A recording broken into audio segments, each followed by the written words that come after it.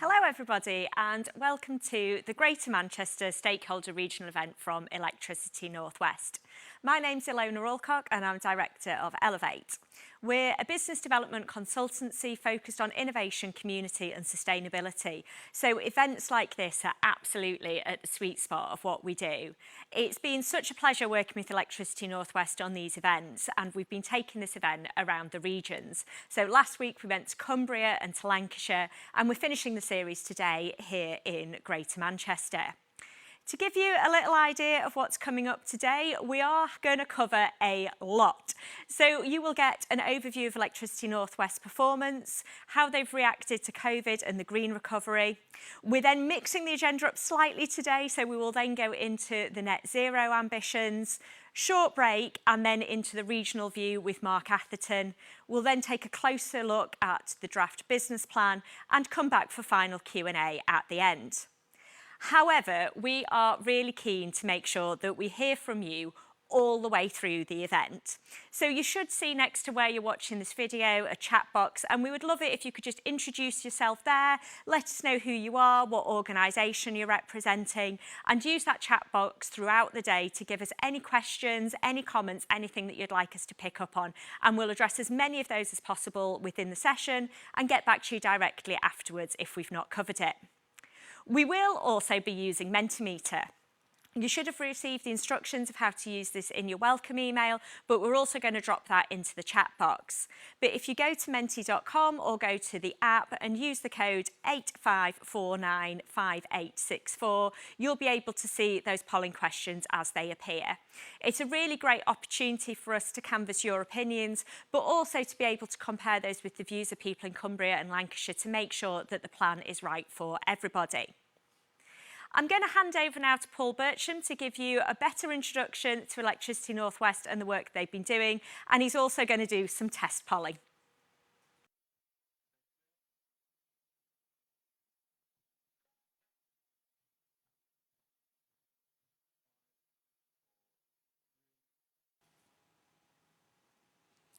Good afternoon, everybody.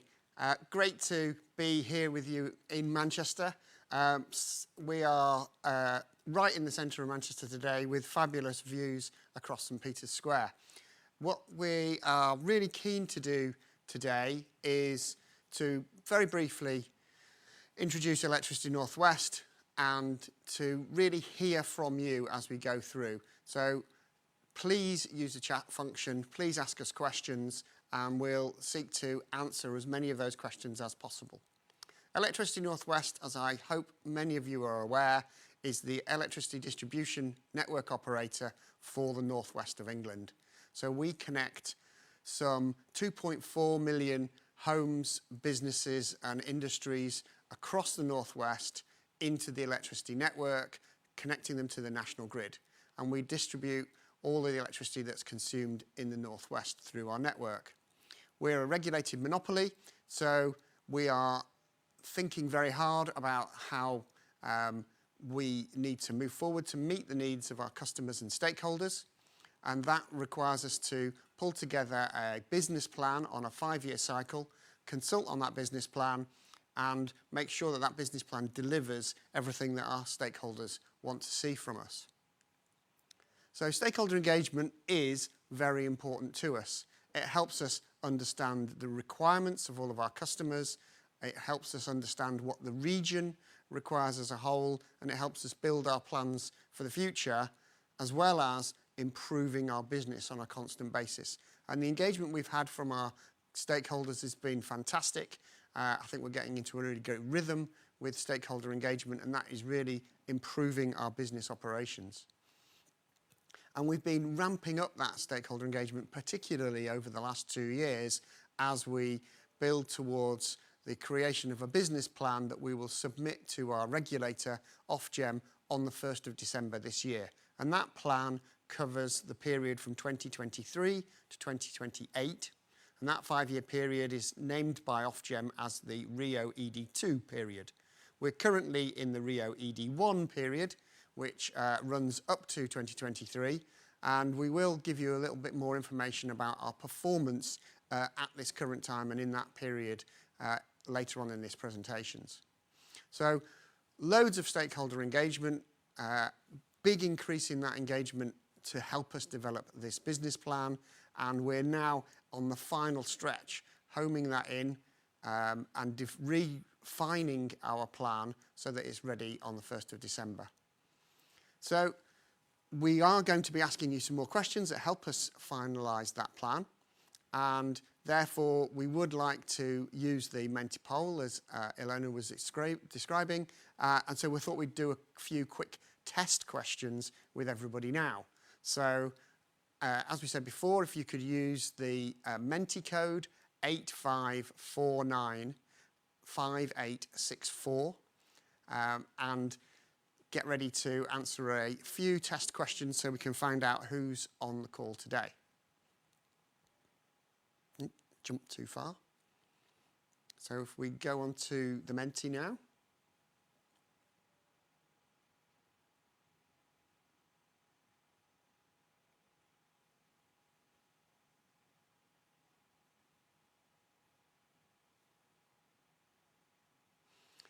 Okay, and the first question we're going to ask is, what type of stakeholder are you?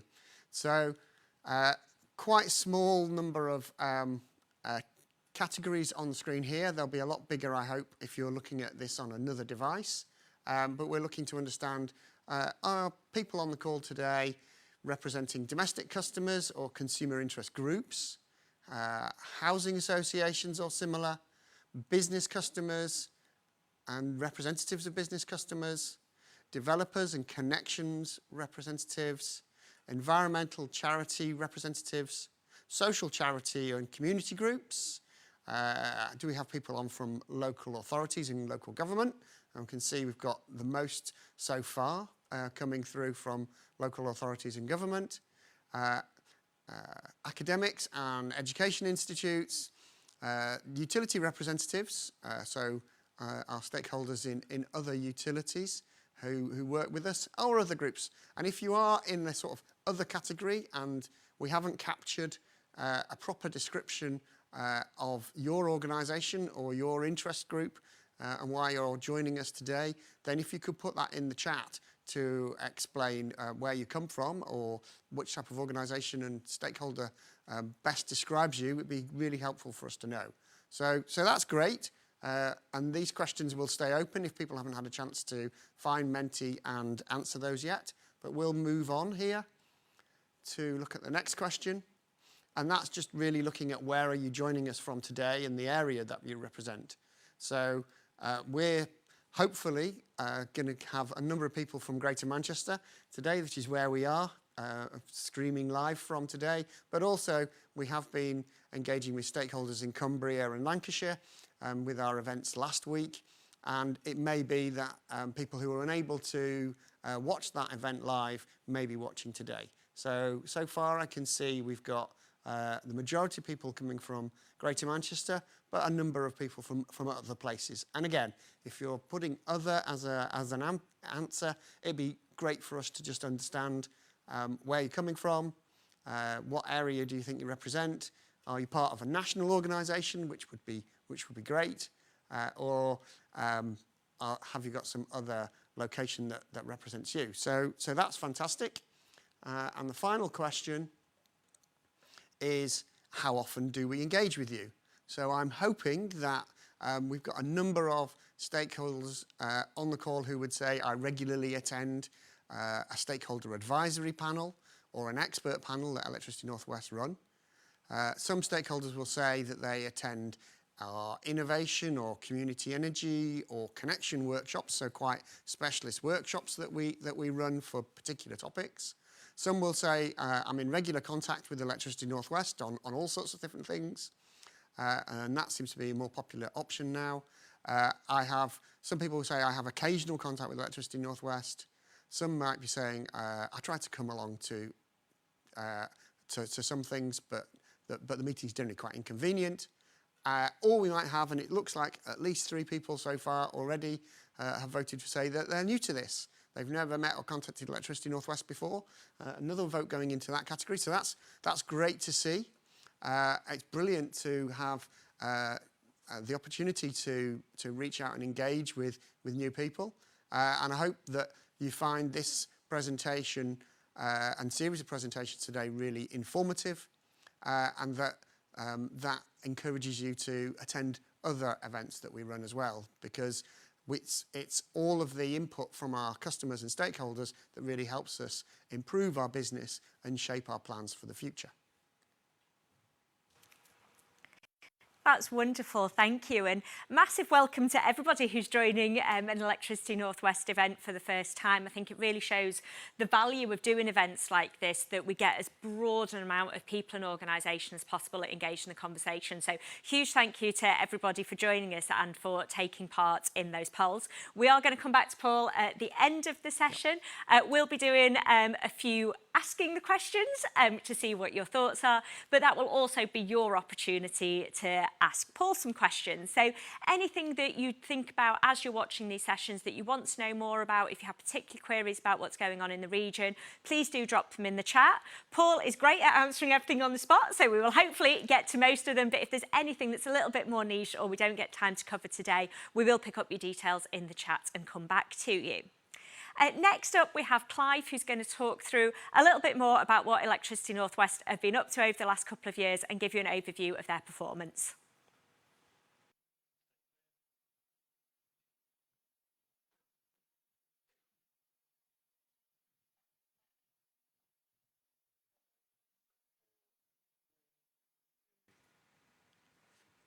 Hello, so I'm going to talk you through our operational performance, and I'll also give a quick run through some of our business plan commitments.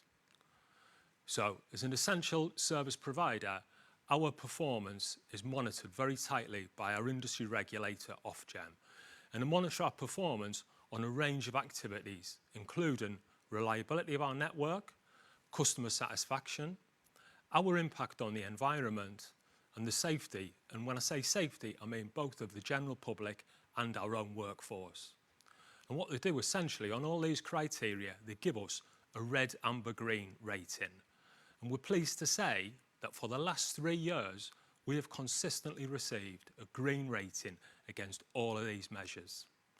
Now in our organisation, it's a great source of pride that out of all of the DNO or distribution network operator groupings, Electricity North West is the only company to receive that green rating for all 3 of those years.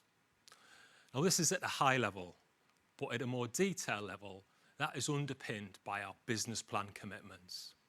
Now our business plan commitments were essentially 40 promises that we made to our customers when we put our Rio ED1 business plan into place at 2015.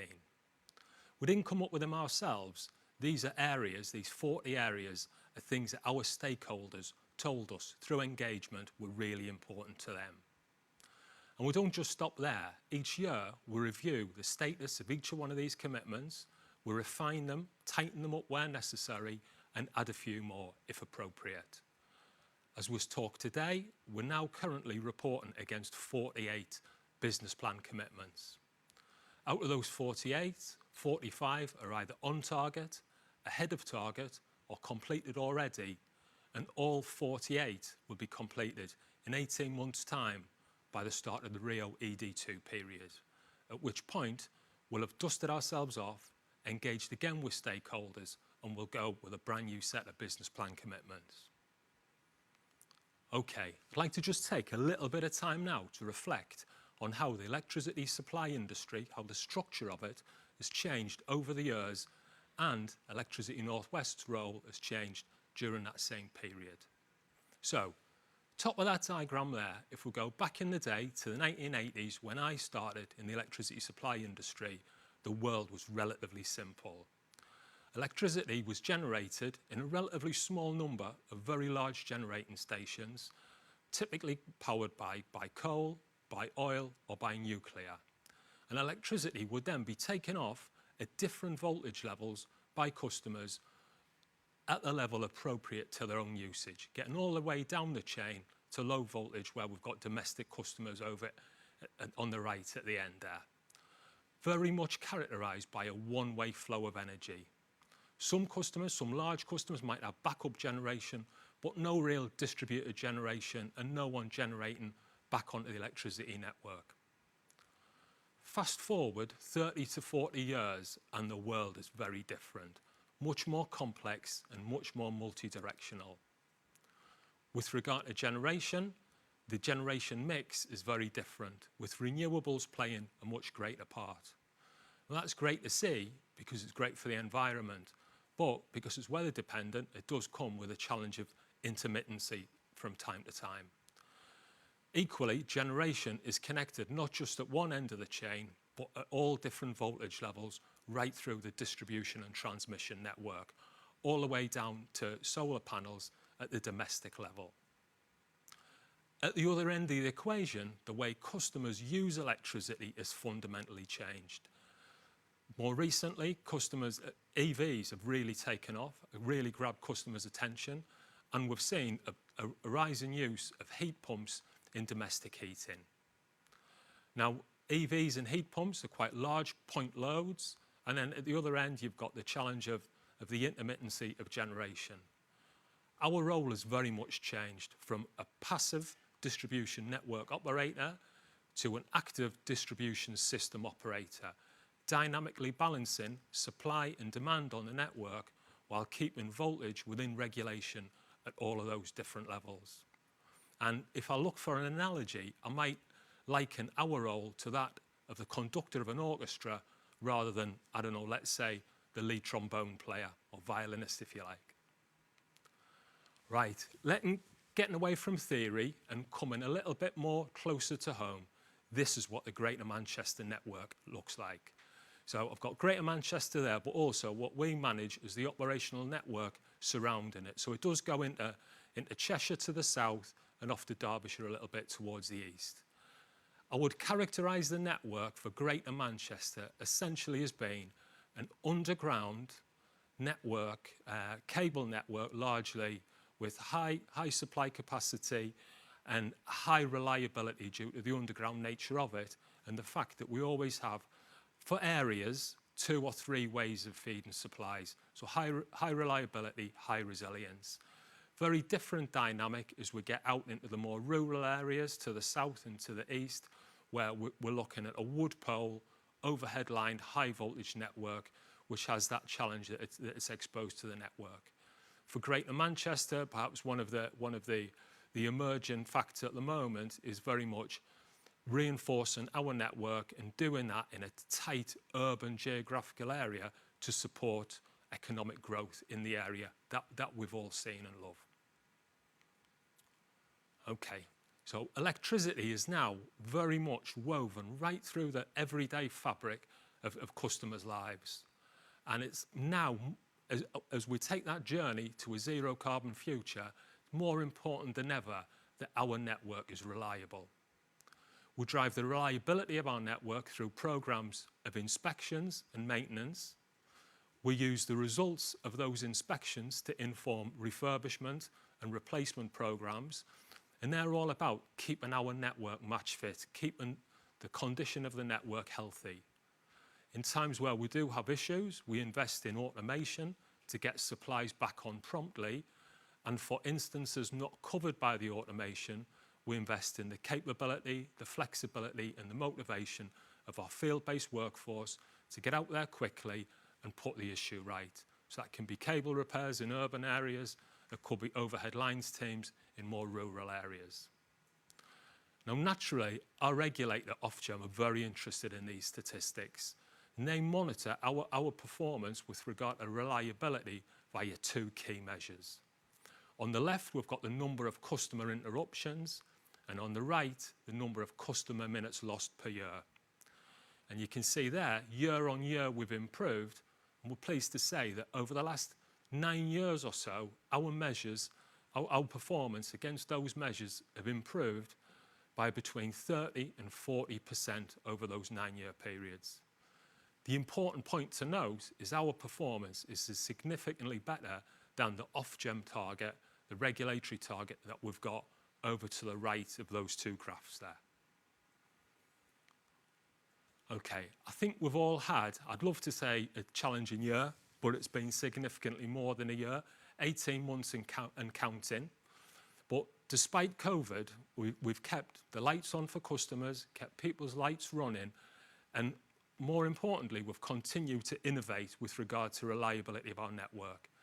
If I pick just a couple of those initiatives out of that list for the area we're talking about today, for urban areas, I would pick our Power in the Hour initiative. So, back in the day when I started, all low voltage mains were fed by fuses, and if customers went off supply, the minimum would be someone would have to get out and replace a fuse. Now, for transient situations, we fit what we call smart fuses. As well as getting customers back on supply very quickly, they also monitor voltage and current during that interruption, and by a process of statistical analysis and sending signals back to our control centre, they can infer where that fault has occurred. That signal is then sent to our field-based workforce. We'll get out there and locally do what we call a sniffing operation to locate the fault itself and get the customer's supply back to full resilience as soon as possible. So as well as getting customers back on, supply back to resilience. We've taken the learning for that and we're trying to apply it now for rural areas. So a couple of bullet points down is our line sight initiative. And line sight takes the same concept and we're working with the same technology partner to attempt to apply that concept to our overhead line high voltage rural network. And that's a £4 million fault location technique trial where we fit at the higher voltages, voltage and current sensors, and we attempt to have those dotted about the network to triangulate in the event of issues to find where we've got emerging issues. That has got the ability to spot low overhead lines, but also failed insulators. And that will work well, both in terms of driving customer safety and reliability of our network, and give us great information in the time of major weather-related events, such as storms. Getting our field-based workforce to the right place, the right people to the right place as quickly as possible. Now, climate change has been an emerging issue, I think, that we all recognise and all see. And so protecting our key assets against flooding is very much enshrined in our ED1 business plan commitments. What we said in that plan, we'd take 46 of our major substation sites and would protect them against major flooding. That's part of a £12 million flood protection programme. To date, 36 of those sites are completed and the remaining 10 are well on the way to final completion. All will be done by the end of 2023.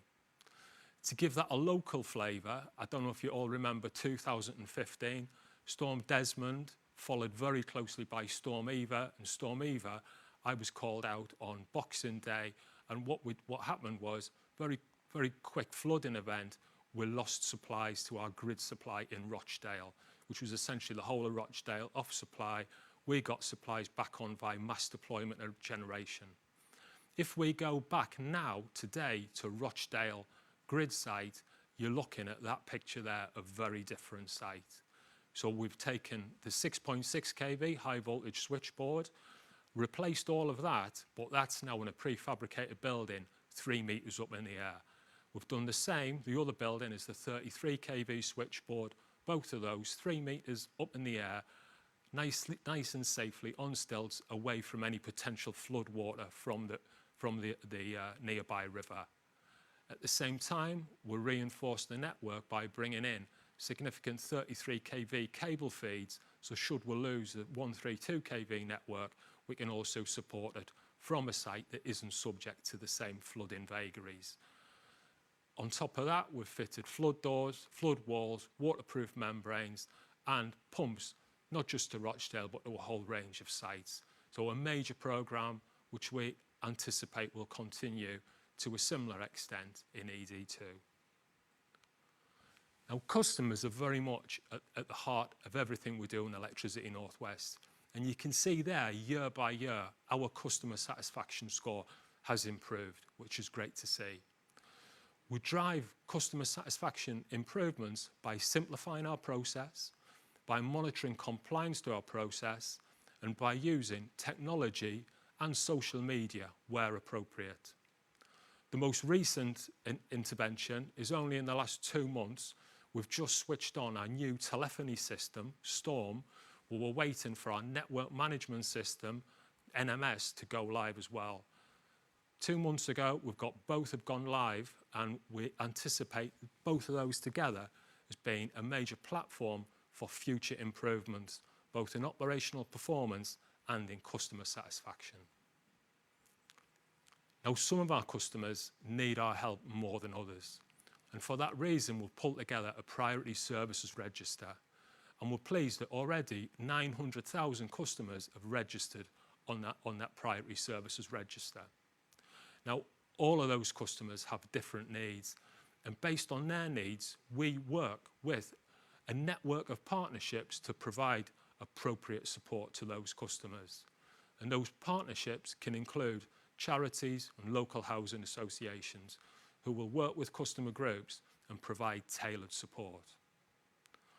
We're finding it's working well, and we've taken the learning out of that, and we've now applied it to small business community. What we find is smaller businesses are very sensitive to continuity of electricity supply, and to make sure that we communicate very effectively with that customer group during issues on our network, we've now got that business priority services register, which is starting to yield similar benefits. We talked before about business plan commitments and our stakeholder side of that. So the most recent business plan commitment was our stakeholders telling us that top of their agenda was customer vulnerability. So we've added a 48th business plan commitment, which is all about customers in vulnerable circumstances. It consists of a pilot scheme where we're working with Citizens Advice Manchester. We're funding it to the tune of £250,000 per year to recruit specialist energy advisors. And they'll work with customer groups to provide financial assistance and energy efficiency advice to help keep those customers free from the clutches of potential fuel poverty. Quite an effective partnership, that. Once we start to get the benefits out of that and prove the model, we'd look to extend that more widely across other geographical areas. Now, I think there's no disguising the fact that we are currently in a climate emergency. And in Electricity North West, our role as distribution system operator means that we have an absolutely pivotal part to play in the journey to net zero. In 2018, we added 3 new low carbon commitments to our business plan, recognising that leading role we play in that move to the net zero future. The first one is driving that transition to the DSO world, where we become the distribution system operator. Next one is all about enabling electric vehicles.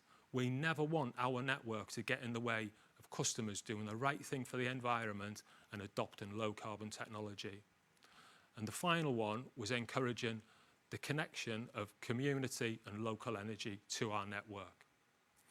At the same time, we launched our strategy to lead the North West to net zero, which is a £63 million commitment to decarbonise our own operation, but to enable and inspire businesses right across the North West to do the same. Now, that's generating some great results for us and has delivered year-on-year carbon emission reductions in our own business to the tune of a 42% decrease since 2015. Now, to bring some of this journey to life, I'd point initially to our smart street deployment.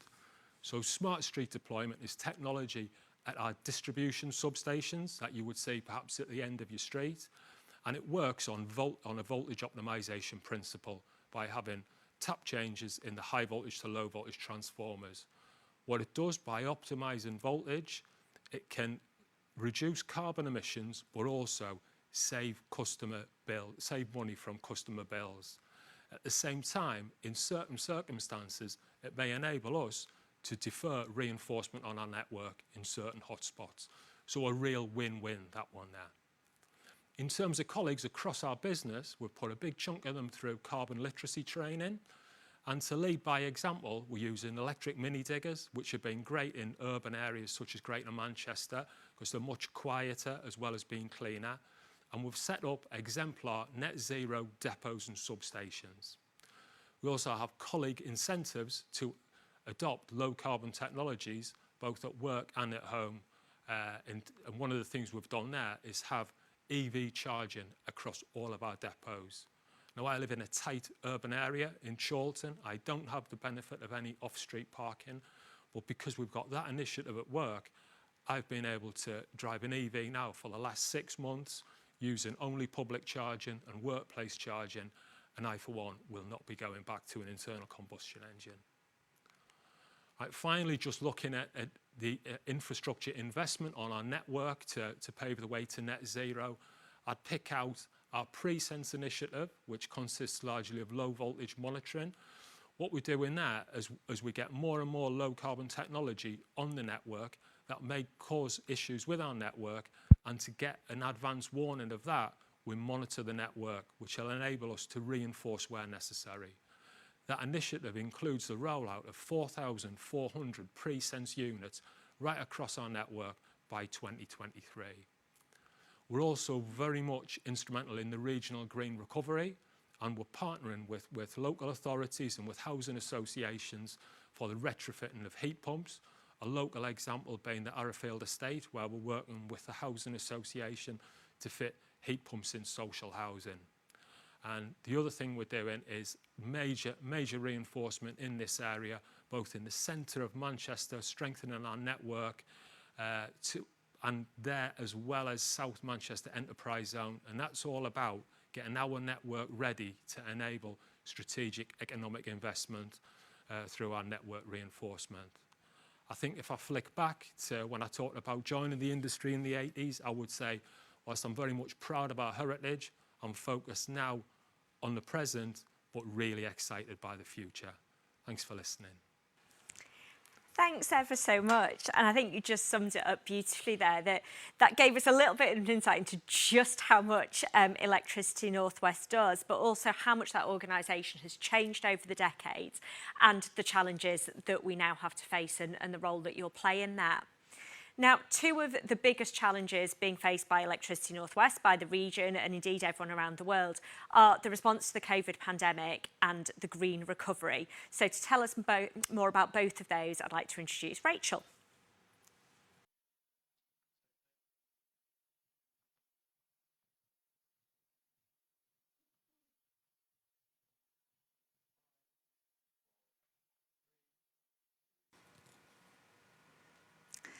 Good afternoon, everyone. I'm really pleased to be here and talk to you today about Electricity North West's response to the COVID pandemic and the green recovery. So at the beginning of the COVID pandemic, we were identified as being classed as essential workers, which meant that we had to ensure that our colleagues were kept safe while still delivering business as usual activity and keeping electricity flowing throughout the North West. It was important to make sure that there was no disruptions in that electricity network, as more and more people were working from home, and so we had demands upon things like their Wi-Fi, school, doing homeschooling with their children. But at the same time, we had a 2,000 colleague base that we had to make sure that we were able to keep safe so that we could keep delivering that service. We quickly mobilised to get half of our colleagues to work from home, along with a lot of the rest of the country, and then half of our colleagues were operational and they were kept in the workplace to ensure that we could continue to do the essential work on the network, so that there was no disruption in the service. That involved making sure that we had new safety procedures in place, so things like social distancing, things like ensuring that there were enough masks and PPE, so that any of our colleagues were actually also entering customer property, we were keeping our customers safe as well. So as an organisation, we experienced low absence rates, which was down to the fact that we had half our colleagues working from home, but those colleagues that were left in the workplace and continued to do the business as usual activities were operating in a safe way.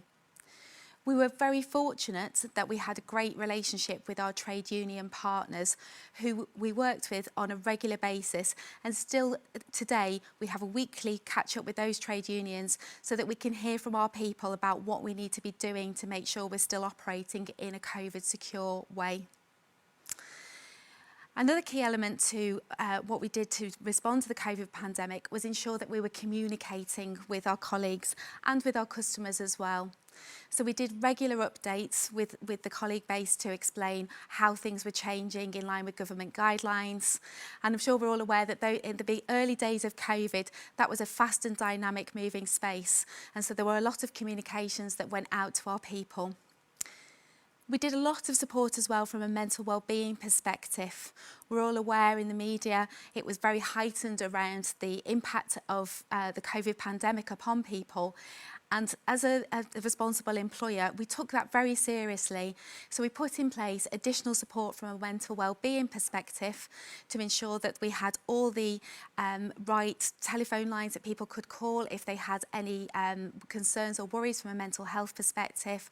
We put additional training in for our managers, and we partnered with an organisation called Mates in Mind, who helped support us with our mental health journey. We also have made those resources available to our customers online with our website. We recognise that actually having gone through that and done all the work that we've set up, it's really important that we can share that information and all that important valuable information around mental health with our customers as well. So just looking at the next slide has got some key stats around what we did from a colleague perspective and also from a customer and stakeholder perspective throughout the COVID pandemic. So just picking up some key bits of information. We made over 122,000 face masks available for our colleagues, and still today in the workplace our colleagues wear face masks, which isn't what is experienced as we know in the wider society, but we're still really committed to making sure that colleagues are kept safe and our customers are kept safe when our colleagues visit their properties. Other key information to pull out from a colleague perspective, you see there the amount of emails and texts that we sent out to colleagues, and there's a stat there about 950 responses on a survey. That survey was around mental health and ensuring that actually we heard back from people, what's their views and opinions and what can we do to support. The bottom line talks a lot around what we've done for our customers and our stakeholders, and I'll talk about that in more detail in a second. But one of the key things just to pull out is the number of partnerships that we've created and maintained during the COVID pandemic out in our communities and with our customers, and also the amount of volunteering that we've done that our colleagues have taken upon themselves to get involved in opportunities to help support the community through the COVID pandemic. So looking here at what we have done in more detail around our communities and our customers. So from a community perspective, it was really important to make sure that we were building those strategic partnerships so that we could hear back what do we need to do to support our communities and support our customers. So we increased the number of partnerships that we set up, and we made those partnerships a lot stronger by working directly with them. So examples of those partnerships would be with the RNIB to ensure that information was accessible for customers who have sight impairment. We really looked at this from a completely different lens to say, what do we need to do above and beyond to make sure that we're doing the right thing in our communities? Something that I'm particularly proud of is a number of our colleagues got involved in doing volunteering opportunities out in the communities. My HR team and Clive's operations team, we had a number of colleagues from those directorates that went out and gave their time up into the evenings and on Sundays during the lockdown to actually go out and deliver food parcels, supporting the charities that are our strategic partners, but ultimately supporting our customers in vulnerable circumstances out in those communities. Looking specifically around what we've done for customers, we did a lot of work with supporting customers in vulnerable circumstances.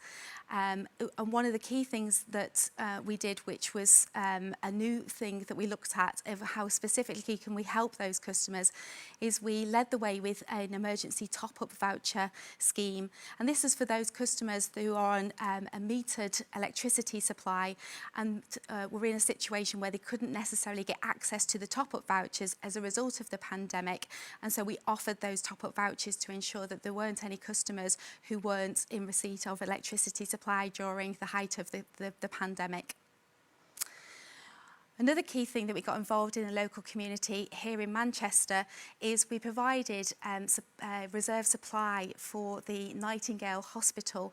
The Nightingale Hospitals, I'm sure as we all know, were set up as an emergency situation to ensure that any sufferers from the COVID pandemic would have an overspill hospital that they could go to support the NHS. Electricity North West ensured that we had enough capacity on our network to supply the electricity to the Nightingale Hospital, and also reserve supplies were put in place as well. We also supported a number of local businesses who were involved in the supply chain for provision of PPE.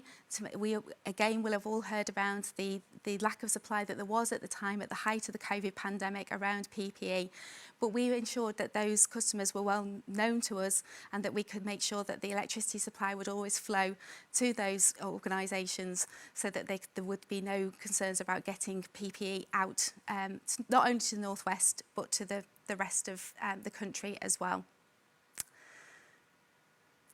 So reflecting on some of the great things that we did to support our communities and our customers throughout the pandemic, we've also taken opportunity to reflect and think, what have we learned as an organisation and what will we continue to do in this space? We've heard Paul and Clive talk about that we have to do business planning as an organisation, and we're in the process of doing that at the moment. And what the COVID pandemic has allowed us to do is to really reflect and say, what do we need to think about in the space for stakeholders? One of the key things that we've actually learned from our connections out in the wider community is it's really important that we improve those strategic partnerships that we have. We've always really prioritised those strategic partnerships as an organisation, but particularly through the COVID pandemic, what we learnt is it's important to make those stronger, to have better collaboration with them, and actually to make the partnerships last over a greater period of time, so that actually we understand what really do those partnerships need, the people that they're serving and the communities that they serve. What are we seeing and hearing that we need to do differently? So it's been a great time of reflection for us. I would just say at the height of the beginning of the COVID pandemic, it was very much about how do we respond to that as the rest of the country was in. And now we're in a position as an organisation, we're going through the lessons learned and how has it actually improved our organisation, which I would genuinely say there's lots of positive things that have come through. So just moving on from that angle to talk about what's the green recovery. So the Green Recovery is a scheme that has been set up by our regulator, Ofgem, and it's very much about making money available to the electricity network so that they can begin to drive changes in the energy economy and ensure that the pathways to net zero are being facilitated and actually accelerated going forward.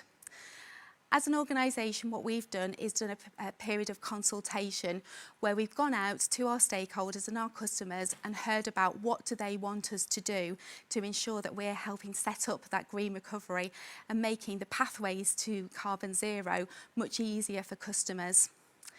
So you'll see the section on the right, all the areas in green are what we've done in the Greater Manchester area, and it's based on what we've heard from our consultation.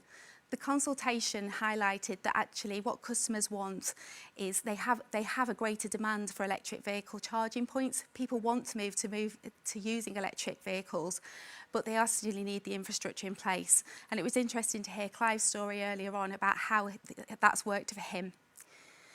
So what we've seen in the Greater Manchester area is a greater improvement in the number of opportunities for electric vehicle charging. We're working on our network to ensure that we've got the capacity to do that, and you will continue to see lots of exciting projects in that area as we move towards the carbon zero. Thank you. And again, just incredible the range of things that you do at Electricity North West, not just as your kind of business as usual as an organisation, but what you do as an employer and that trusted partner in the community. So I hope you and all of your teams are very proud of being able to contribute to that recovery and response.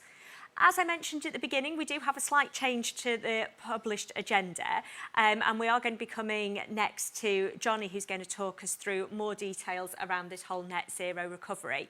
But first we have a short video showing some of the stakeholder engagement work that's already gone on across the region.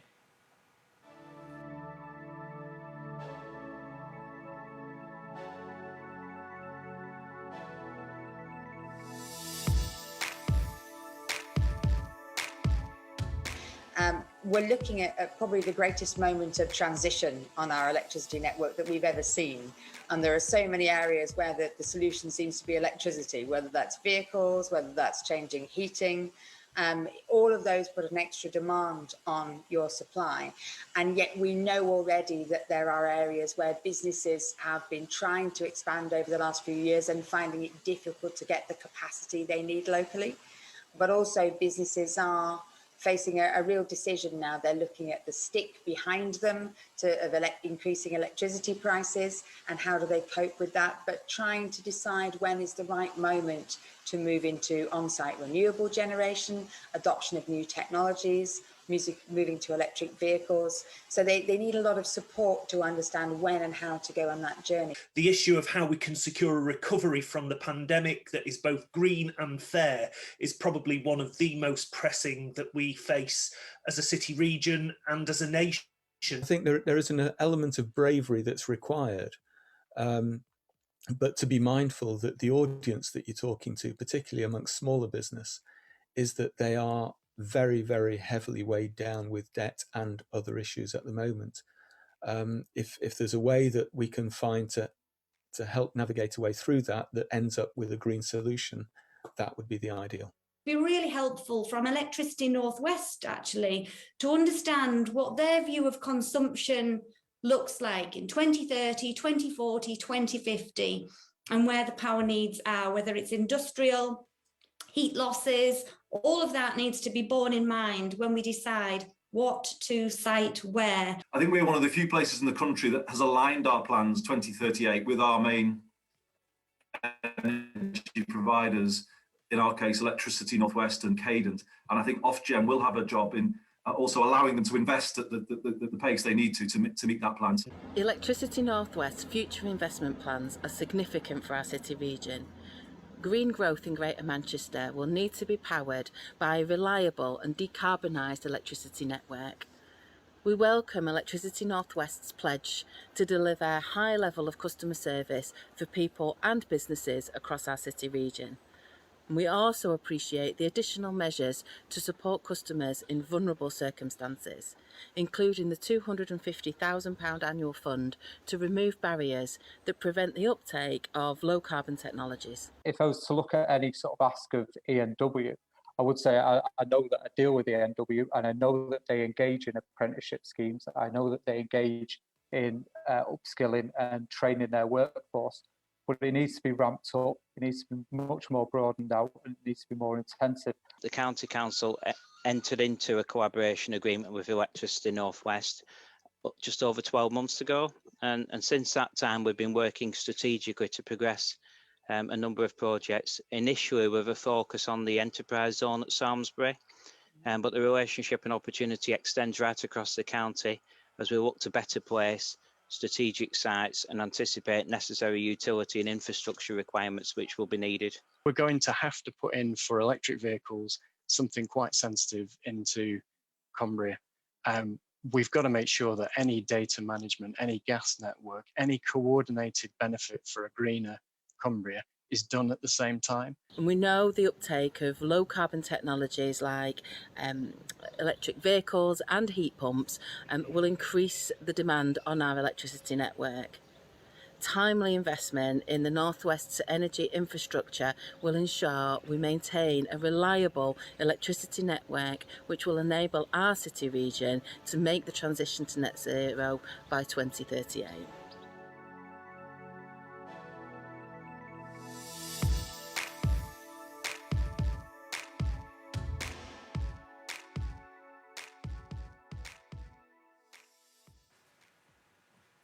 What a great video there showing the incredible work that's already been done across the region. And as we pointed out a number of times today, this is just a part of the conversation and the stakeholder engagement work that's going on. So you will see from things that we talk about a little bit later on today how that feedback's already been incorporated.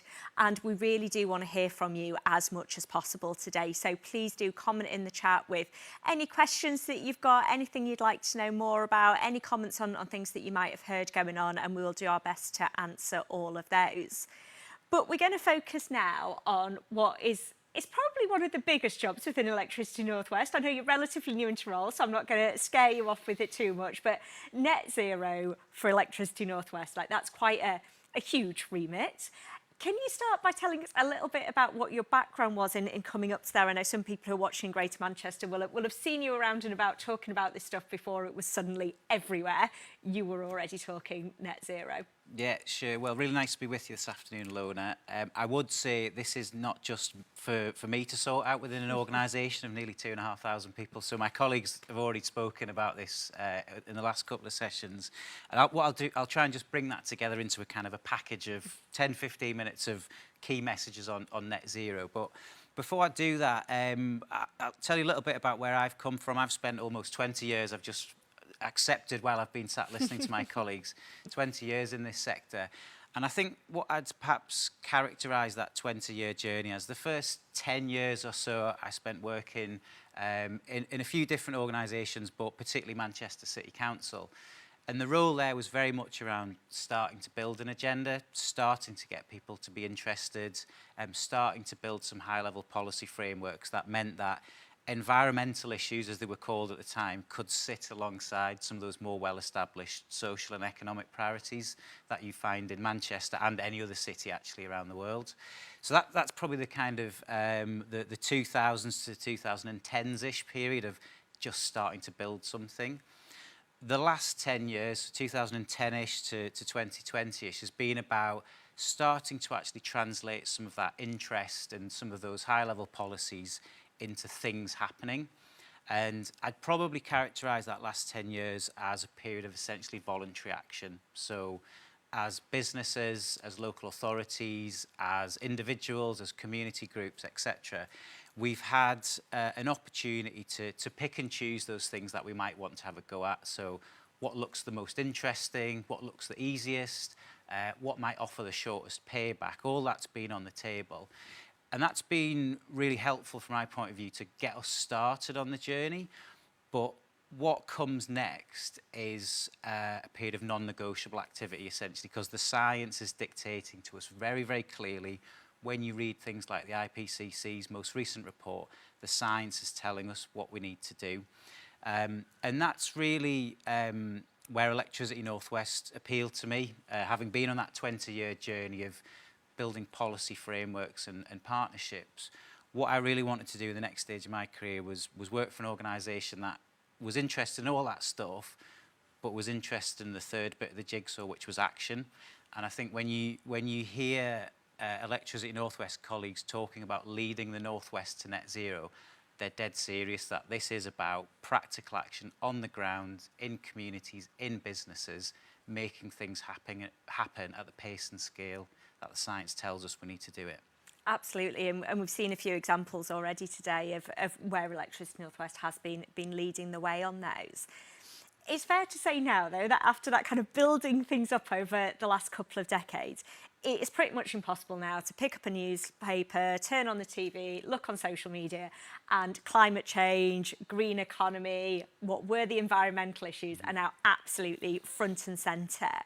What is the national agenda on it? What is government telling us that we should be doing, that we shouldn't be doing? And obviously this is very much going to be highlighted at COP26 in a few weeks. Yeah, sure. So let me kind of just give you a couple of headlines around the national policy framework that government have built over the last, well, probably 13 years, since about 2008 with the UK Climate Change Act. And what you'll see in play is a mixture of carrots and sticks, the usual things you would expect a national government to do. From a stick point of view, you will see things like minimum energy efficiency standards. So if you're a commercial landlord or a domestic landlord, you have to have buildings that are at least an E rating, so A to E on the energy performance certificate scale, to be legally allowed to let your building. So F and G buildings are no longer allowed to be let. So, and that's been in play for the last 2 or 3 years for those with that legislation.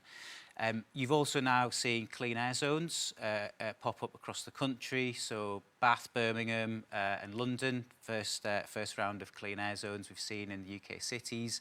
You'll see Portsmouth come online later this year, and you'll see Greater Manchester and Newcastle next year. So you won't be allowed to drive certain types of vehicles in certain parts of the UK unless you want to pay to do so. And that ties in with the government's ban on internal combustion engines from 2030 onwards. Brilliant. Am I right in saying there that the Greater Manchester Clean Air Zone will be the biggest one that we've seen in terms of the area that it covers? That's it. That is, and that's not a bit of Manchester boosterism there. I think that is just purely a measure of the geographical area. So it's the whole Greater Manchester boundary. Because I think a few of them previously have been kind of more city centre focused, and we've decided to go full region, all in one go. So yeah, as you say, that very much been driven by the national agenda, but coming through to be implemented locally. Absolutely. So we've got that on the stick side of things, which isn't always the most kind of exciting or inspiring part of this agenda. But what the other side of the coin that I think is perhaps a bit more interesting to people are the carrots that have come into place, so some of the incentives we've seen. And I look at this through the lens of a couple of particular technologies that I think are quite instructive of the way particularly this government wants to drive and enable action. So if you look at solar PV, for example, go back to 2010, 1% of the UK's renewable electricity mix was from solar PV, so 1%. Fast forward 10 years, and that had gone up to 28%. So quite incredible shift, really.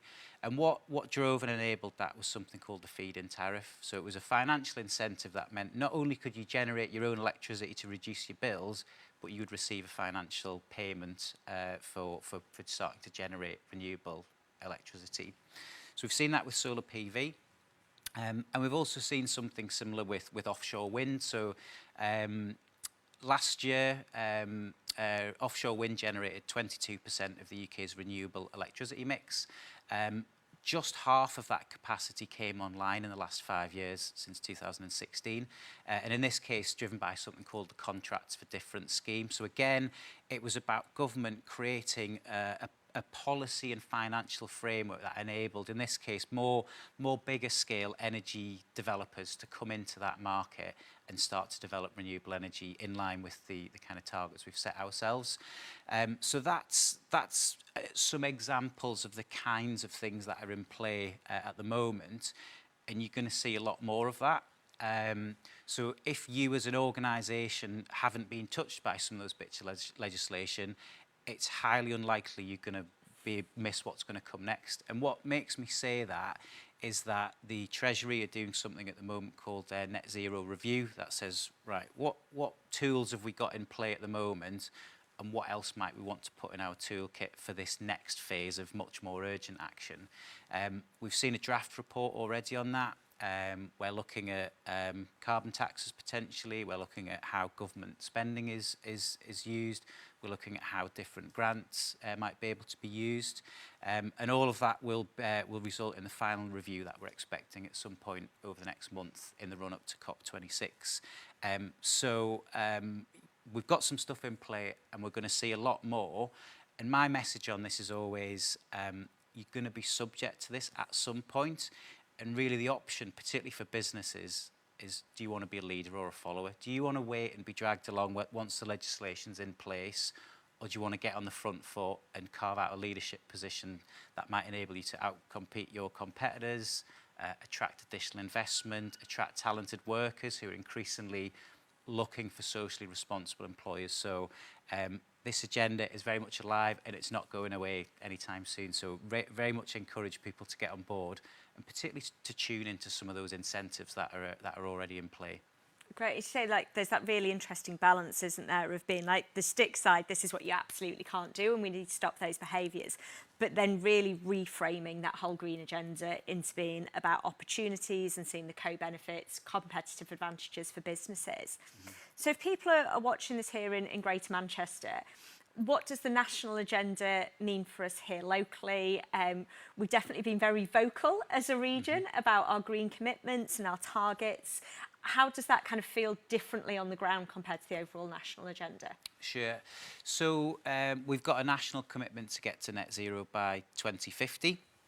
And that follows the carbon budgets that the Committee on Climate Change have set. So as well as that end point date, it's also really important to think about the cumulative emissions that you emit in the meantime, and that's where carbon budgets come in.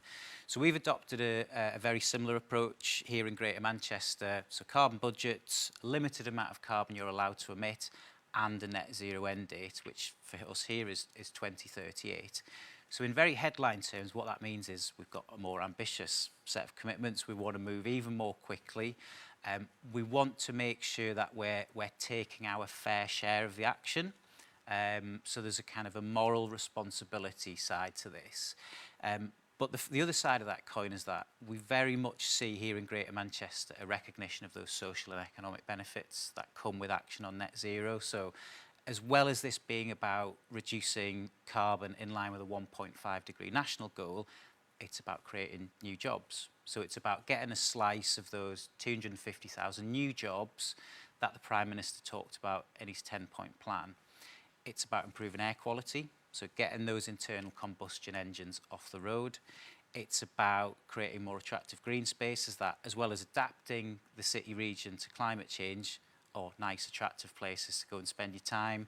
They're good for people's physical and mental well-being. So this is where this agenda gets really interesting for me. So it's not kind of over here anymore as a nice-to-have environmental thing. It's an agenda which is becoming increasingly mainstream. And if you've heard some of the things that the Mayor, Andy Burcham, has said recently, net zero for him is very much about levelling up. So it's not levelling up as our main core mission over here, and we'll do a bit of the net zero stuff when we get round to it. They're absolutely one and the same because of that job creation, improved health and well-being, improved air quality, access to better green spaces. They're all one and the same.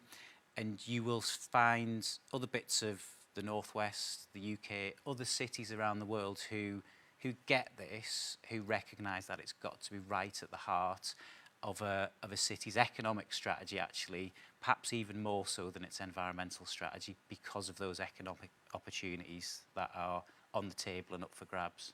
Absolutely, and I know we heard in the events we did in Lancashire and in Cumbria of different kind of projects where they're taking advantage of those and getting some of the opportunities, and it is that bit, isn't it, of going, if there's going to be this change, this shift in regulation, in opportunities, as much as a business might want to be at the front of that, as a region, we want to be at the front as well. So if people are watching, they're hopefully now on board, they're thinking absolutely net zero is something that I want to get on board with, want a slice of these extra jobs, these extra funding.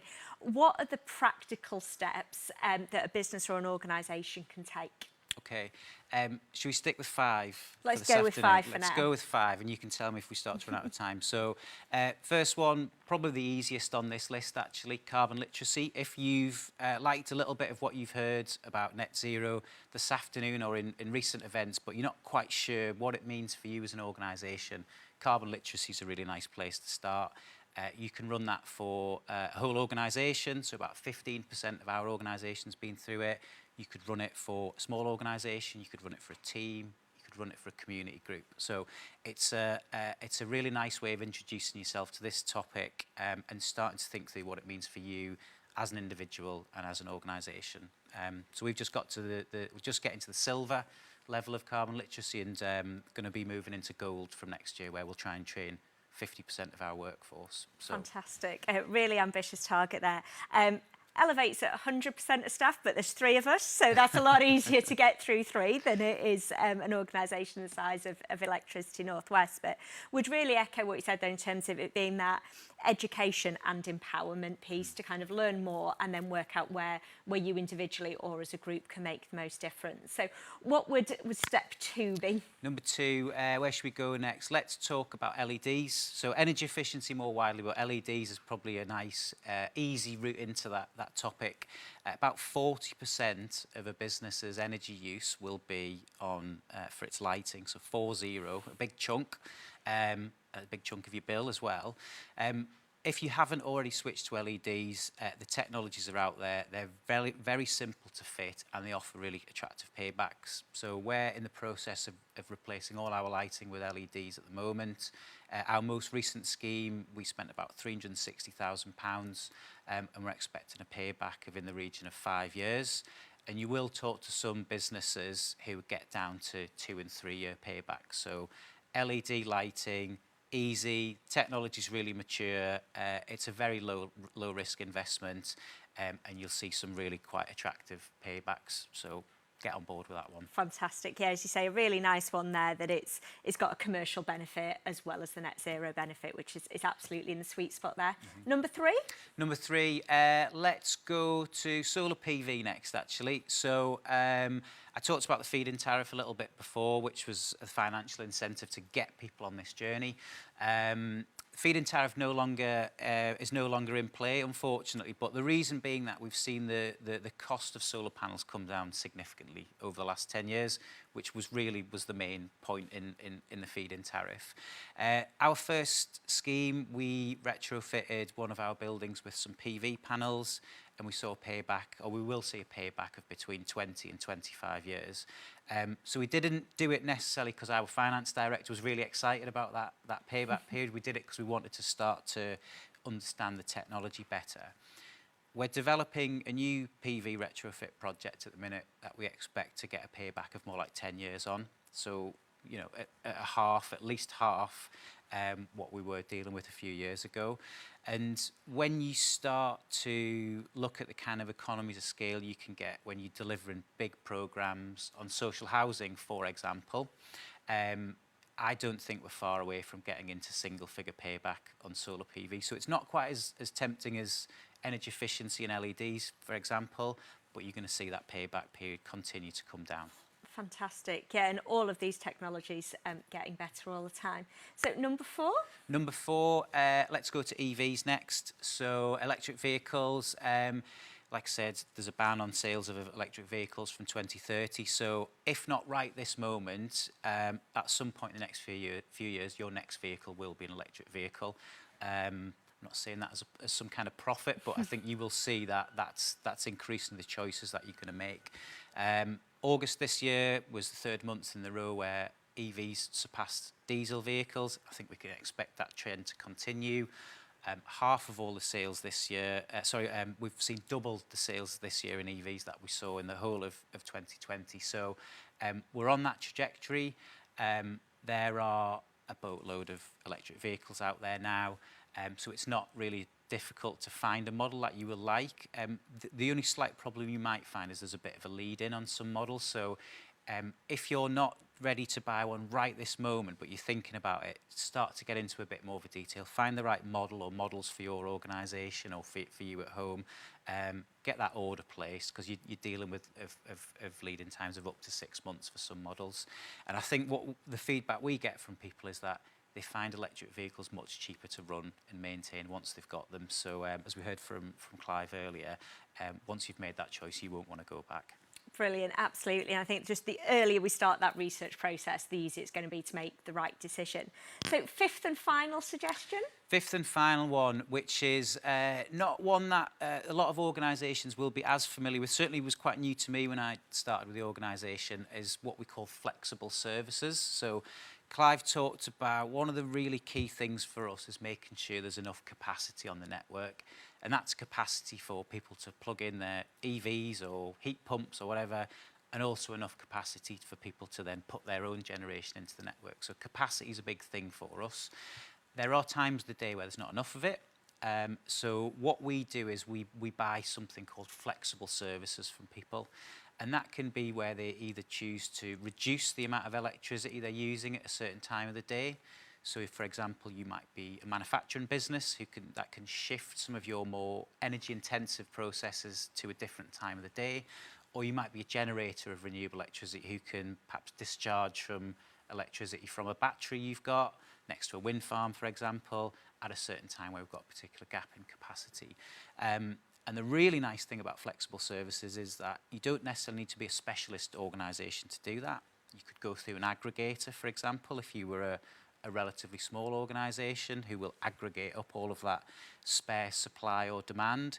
And even more excitingly, get paid for it. So we will pay people to provide us with flexible services. And for anyone who's interested in finding out more, our next tender will go live next month, and there's a load of information on our website right now under flexible services. Incredible, and we'll make sure we drop the link through to that in the chat as well. So we've gone through some really great tips and suggestions then of what people can do. What's Electricity North West's role in helping individuals, organisations, businesses and the region as a whole to get to net zero? Okay, so we've made this commitment to lead the North West to net zero, and I think when we set that commitment out 2 years ago, we had a reasonably good idea what it meant. But the reason we set it was, let's do a bit of learning as we go, and let's start to do some stuff for a couple of years and then build up that picture. And where we've arrived at over... We're getting live questions as we go. It's all going on today. You continue with that, and I've got another question that I'm going to sneak in. We'll see how you think on your feet in a moment. Okay, wonderful. And where we've got to now, you will see what was previously a separate plan leading the North West to net zero is fully embedded in our new business plan for the next period. And what that business plan will set out is two things. So firstly, that capacity piece, making sure that when people are ready to plug in electric vehicles, heat pumps, solar PV, batteries, etc., the network is ready and we've got the capacity that our customers need. So that's the first chunk of activity. That's the non-negotiable stuff that Ofgem say, if you want a licence to be a DNO, you're going to do that stuff. So we do that, as do the other 5 DNOs across the country. But the second side of our activity is around helping our customers. So there's no point having this wonderful net zero ready network over here if nobody's connecting low carbon technologies to it. So whilst we see lots of interest and a level of activity where a fair way short of where we need to be in terms of EVs, heat pumps, PV, etc., to get to net zero by 2050, never mind by 2038. So what we've heard from our customers and stakeholders over the last 2 years while we've been developing the business plan is, you guys get this, don't you? You clever people, the engineers and such like in Electricity North West, you get this, you understand what technologies need to be delivered, and we trust you. So can you provide us with the level of support that we need to translate our high level interest into the delivery of practical action? So we've started to do a little bit of that over the last couple of years. We've been running something, for example, called the Powering Our Communities Fund to help community groups develop and deliver community energy projects.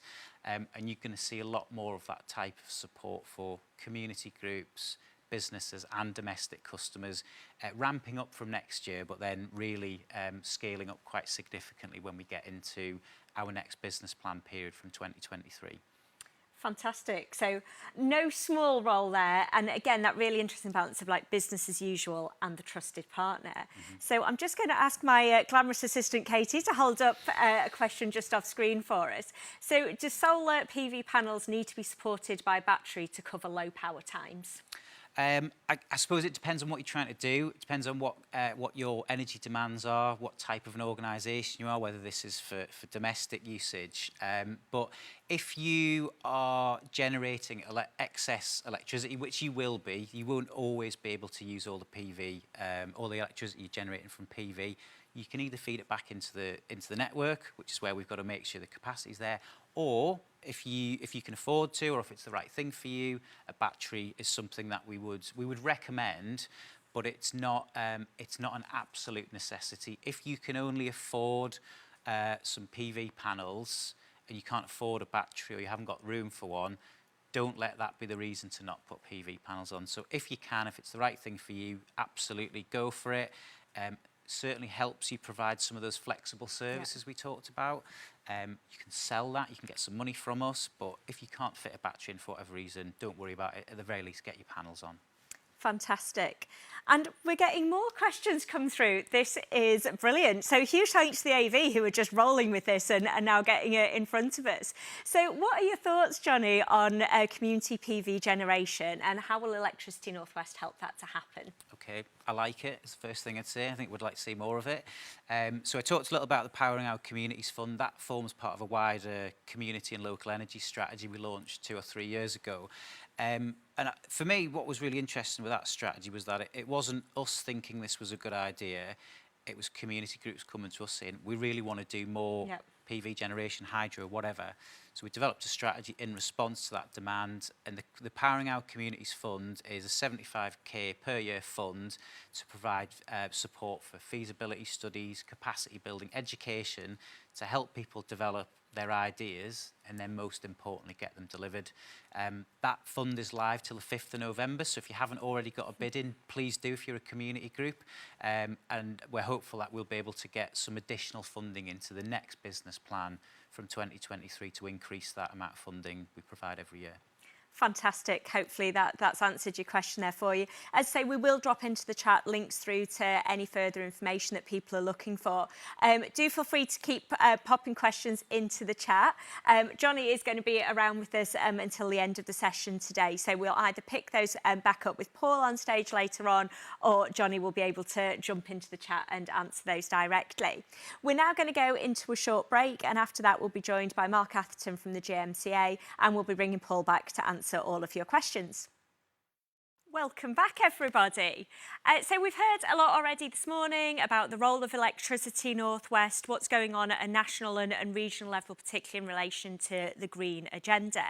Thank you so much for everyone who's already been contributing in the chat. If you do have any questions that you want us to pick up in the session, please do drop those in, and I'll be bringing Paul back for the final session to answer as many of those as we can.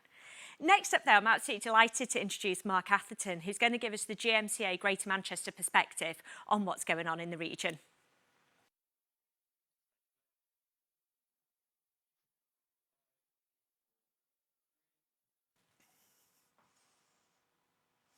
Good afternoon, everyone. My name is Mark Atherton, and I'm Director of Environment for Greater Manchester Combined Authority. The Combined Authority brings together the 10 local authorities of Greater Manchester with an elected mayor. Greater Manchester was one of the first city regions to sign up to Race to Zero, and indeed we were one of the first city regions to set a science-based carbon target for carbon neutrality by 2038. What I'm going to talk to you about in the next 5 or so minutes is Greater Manchester's journey towards carbon neutral, what we've done well, what we're struggling with, and perhaps most importantly, how we rely on Electricity North West as a key stakeholder to enable all of the plans that we have either delivered or about to deliver.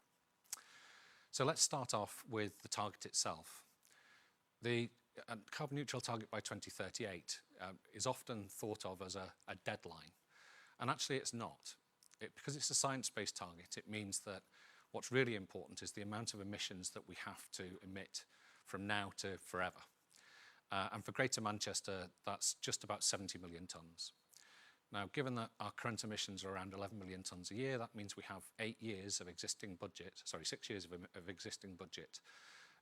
to really reduce our emissions down to almost zero. That's a real challenge for a city like Greater Manchester, because we're an established city, we're not building from scratch, and so it's not just about putting in new infrastructure, it's about changing our existing infrastructure. And this is where ENW becomes so important for us.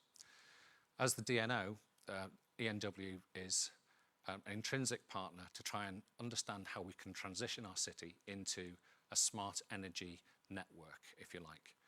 And that's what zero carbon really requires. It's not a little bit of tinkering here and there. It's a fundamental shift in the way we use and generate energy. And that's what our plans are for in Greater Manchester. We've already created a great platform to begin with. So this year, we're investing £80 million in retrofitting 150 public buildings, including some schools, £27 million in retrofitting some social homes, along with our social landlord partners. And we have started a programme called Go Neutral, which is about putting renewable energy onto local authority land, with a target to try and put an additional 85 megawatts of energy onto Greater Manchester-owned assets within the next 3 years. Now, if you think about it, just those 3 things alone intrinsically involve Electricity North West working with us to enable that to happen by creating space within the grid, understanding how we need to loop in properties or unloop properties to allow air source heat pumps or electrification of heat, understanding how we can generate more energy in areas where the grid needs to be reinforced and won't cause problems for supply and demand for the rest of the region or anywhere else. So we work very closely with Electricity North West in doing this. In addition, our transport system has a long way to go to be carbon neutral. Most of our emissions come from private vehicles, and in the next few years we anticipate that the electrification of transport will increase quite substantially. We're already seeing the uptake of electric vehicles within Greater Manchester increase substantially, but we think in the next few years that will increase even further, particularly because we're instituting a clean air zone in Greater Manchester from next year onwards, which will basically charge the most polluting vehicles for access into the city centre. Now that will, we think, nudge people into moving to more ultra-low emission vehicles, and many of those will be electric, and those vehicles will need to be charged somehow. So what we are doing as a city region is bringing together local area energy plans, one for each of the districts of Greater Manchester. We were successful in getting £6 million from UKRI, and that will enable us to put those plans in place, but also to create a local energy market within Greater Manchester so that people have the ability to trade surplus energy that they have within their network. What the local energy plans do is basically at a street-by-street level try to understand what the future energy supply of Greater Manchester will be and what it needs to be on our pathway to carbon neutral by 2038. Now, this is quite an undertaking, and we work very closely with the NW and Cadent Gas and other infrastructure providers to help us understand the data, to help us understand what's possible and what isn't possible, and to help us forecast more accurately what we think may be achievable within the next 15 years. We've already completed the plans for Bury and Manchester and Salford, and by July next year we'll have the full suite in place. Now, I see these plans as being quite revolutionary, and I think government is also seeing them as being something which could be mandated in the future. At the very basic level, what it will enable us to do is understand what areas of the conurbation will require things like electric vehicle charging hubs. Which areas of the conurbation are we going to have most success in putting renewable energy, PV or combined heat and power into those locations? At the very fundamental level, what sort of retrofit do we need to place within our buildings and our homes to get them near to carbon neutral? So these local energy plans are the mainstay of our activity. We've also put into play a bid to government under the spending review, and basically saying to government that if they back us in this transition, we can deliver an extra 1 million tonnes of carbon reduction over the next 3 years. What the Mayor will be talking about on Monday at our Green Summit is creating a transport system that is akin to the one that's prevalent in London. Talking about retrofitting an additional 12,000 homes. Talking about understanding how we can create energy systems where the link between supply and demand is ever more important and ever more interlinked. So as we decentralise our energy system and as we decarbonise our energy system, my view is that the interrelationship between built infrastructure, energy infrastructure and transport infrastructure becomes ever more complex and ever more interrelated. And it's through the use of local energy plans that will help us to understand that conundrum a little bit further. So to conclude, I'd like to tell you a little bit about what our plans are for the future. I think that innovation is going to be key. We know that there is a gap between what we can achieve currently and what we need to achieve. And it's in that gap that innovation lies. We've established with our 3 largest universities an energy innovation agency, and we've just appointed the director. So over the next 3 years, what we're going to try and do is ensure that we're bringing forward cutting-edge technology, bleeding edge, if you will, to commercialisation quicker, because we haven't got the time to wait. So it's the sort of technologies I'm talking about are those that will create our homes into more smart systems, those that will enable us to think about how we can decarbonise our lives, decarbonise our businesses in the most easy and user-friendly way. Because it's only by making it easy for people, making it cheaper if we can, but making it important and generating that sort of support within the general public and businesses that we can really transition the system as a whole. So I'm really pleased to be with you today. I hope I've given you an overview of what we've been doing and what our future plans are, and I'm going to pass over back to Yona. Yeah, absolutely. So thanks so much for that. And it really shows just the scope of the challenge, but also some of the real opportunities that are going on within the region.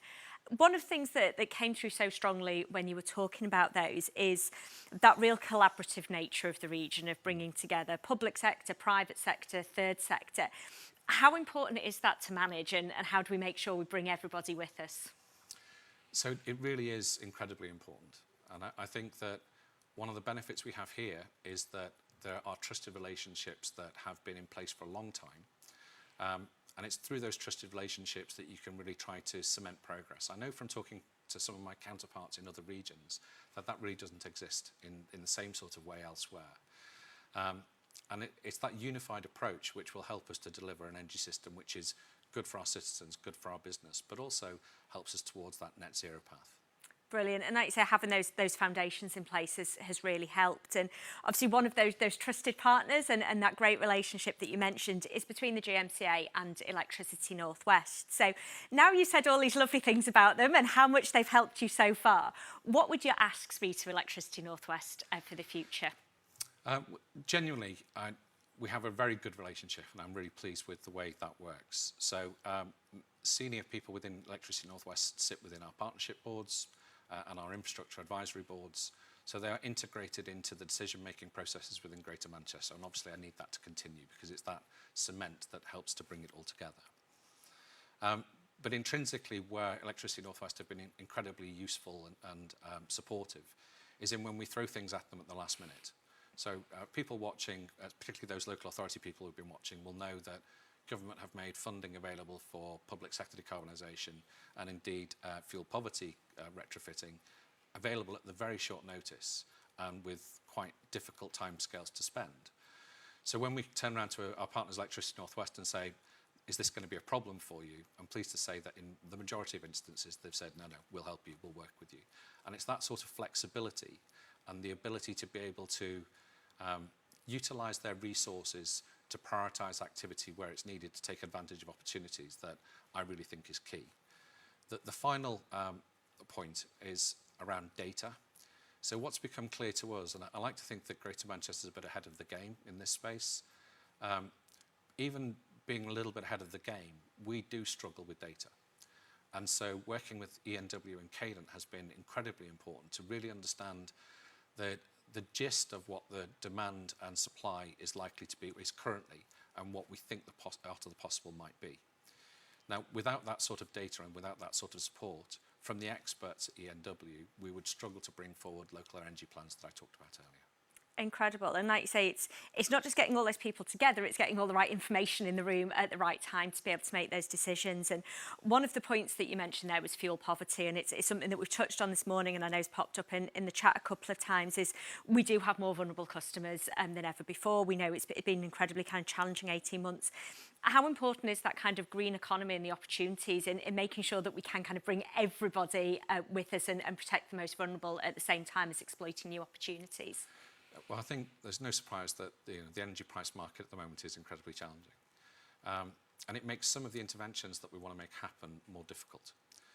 But what it also does is stimulate people to think about their future energy supply and how they can make it more secure and how they can de-risk themselves from price increases. And that's particularly true for the fuel pool. So we have a strong partnership with social housing providers in Greater Manchester, and we're working with them to try and understand how we can take to scale retrofit, which will reduce the energy bills, hopefully, of the most fuel poor customers, the most vulnerable customers. Some work we did on a project that's just completed, actually, that we worked on with Electricity North West called Local Energy Advisory Programme. The feedback from that was that, on average, a resident could save up to £640 a year on their energy bill just by going through the process of seeking advice and having relatively basic measures installed within their property. Now, that's not going to be true for everybody, but it gives an idea of what the scale of the opportunity might be to try and de-risk and create this opportunity for those customers that are most at risk. I do think that there's more that we can do with the fuel pool, and I do think that as in doing so, we need to make sure that we are stimulating the local supply chain. Because what we would like to try and do is make sure that the companies within Greater Manchester who are available to supply some of this kit or be responsible for maintaining it are located within Greater Manchester, and they're bringing apprenticeships in from exactly those vulnerable communities, so that it's the vulnerable communities that are benefiting from this transition, perhaps even more than anybody else. Wonderful, and it really bringing in all those kind of co-benefits of doing the right thing, and because we need to do it, but also opportunities, upskilling, job creation, all things that I'm sure lots of people who are watching will be really interested in. So if people want to find out more about the work that GMCA are doing in this space, where can they go to find out more? Who can they contact? So we quite prevalent on social media. If you look at hashtag GM Green City, then you'll find us there. Also, there's a Green City region website that people can find with all of the information on that I've given today. And finally, we have a Green Summit coming up on Monday at the Lowry Theatre in Salford. We have a few tickets still available. We have about 1,000 people registered. So we're really excited that that event is going to be quite live and inclusive. If anybody would like to go there, then please come to our website and you can still get tickets. Wonderful. Nice last minute plug there for the Green Summit. It's something that I've enjoyed from its first year, and it's brilliant to see that coming back in person in a nice, safe way to make sure that as many people as possible are involved in those conversations. And I know Electricity North West will also have a presence there. So thanks ever so much for sharing all of that with us, Mark. I'm now going to pass back over to Paul, who's going to run through the next stages of the business plan, and we will be back on Mentee.com with a few questions at the end of that presentation. So if you didn't get a chance to download the app earlier, or go onto the website if you do that now, and we'll give you all the instructions.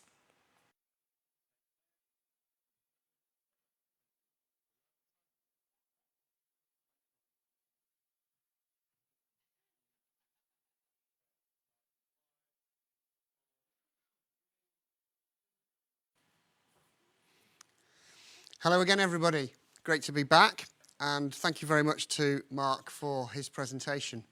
So I want to talk to you now about looking to the future and our work to develop our business plan for the upcoming period from 2023 to 2028, known as ED2. We've published a draft plan for what we're going to do in the ED2 period back at the beginning of July. And we've been consulting with a wide range of stakeholder groups on the content of that plan ever since. In developing that plan, we did an enormous amount of engagement, as I talked about earlier this afternoon, and that involved us talking to more than 18,000 people through 22,000 different interactions to get a really good understanding of what our customers and stakeholders across the North West wanted us to be focused upon and delivering. And it's not a surprise that reliability of the network continues to be the very top priority for all of our customers and stakeholders. And then alongside that, the focus, as we've already talked about today, on supporting electricity users in vulnerable circumstances and helping the entire region deliver a net zero future for everyone. So 3 key priorities coming out in all of our engagement, driving the business plan for the future. And so our draft plan to address these priorities looked a little bit like this. So £2 billion worth of investment that's focused on renewing a large part of the network and expanding that network to provide the capacity to support this transition to net zero, where we'll see much more of our lives becoming electric, whether that's the electrification of our transport or the electrification of our heating.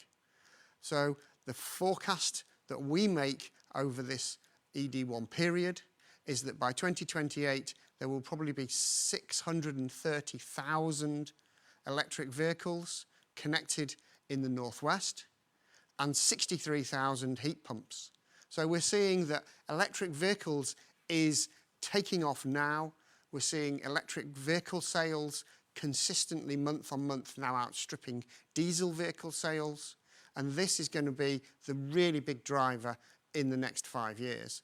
But coming along behind that, which will be a driver at the end of that period and into the following 5 and 10 years, is the drive of electrification of heat, with more and more heat pumps connecting into the network. So those are the kind of forecasts that are driving what's happening on our network. But there's also an enormous amount that we need to do to deliver on the priorities of our customers and our stakeholders, whether that is planting more trees to ensure that we at least match those that we have to trim and fell to protect our network from damage, or, as Clive was explaining earlier, delivering our Smart Street programme, which enables us to control the voltage on our network so that customers use slightly less energy in all their appliances, make a significant saving to their fuel bills, but not notice any dip in any performance. So a wide range of activities covered in this business plan, and some of those I'd like to talk about a little bit further in our polling coming up, and all of this delivered for an extra £2 on the typical household annual bill. So 3 big priorities: net zero, reliability and customer, and the need for us, as we develop our plan, to strengthen our vision has been one of the really key pieces of feedback on the draft plan. So really centering that vision around leading our region to net zero is what we've heard we need to do and improve in the plan. And supporting those 3 areas, we're strengthening our headline commitments around net zero, on reliability and safety, in particular improving the reliability both in terms of those customer minutes lost that Clive described and the frequency of interruptions, and improving both of those by another 20% through the ED2 period, as well as maintaining at least a 9 out of 10 customer service for all the engagement we do with all of our customers, and supporting more of the users of electricity who find themselves in vulnerable circumstances. And in the plan, we're going to build upon this with more and more high-level commitments, a series of promises that then will be backed up by scorecards of measures showing how we're delivering on these promises. So, one of the other things that we've heard in looking at the draft plan is that we need to strengthen the justification in that plan for all the proposals that we're making.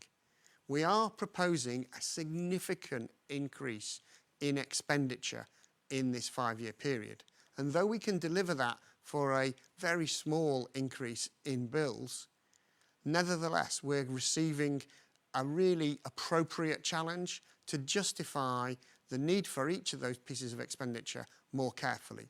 So in the final plan, we'll be showing more of the evidence that's helped inform our decision making on the cost-benefit analysis that we've undertaken, the direct benefits where financially they will be able to be shared with customers.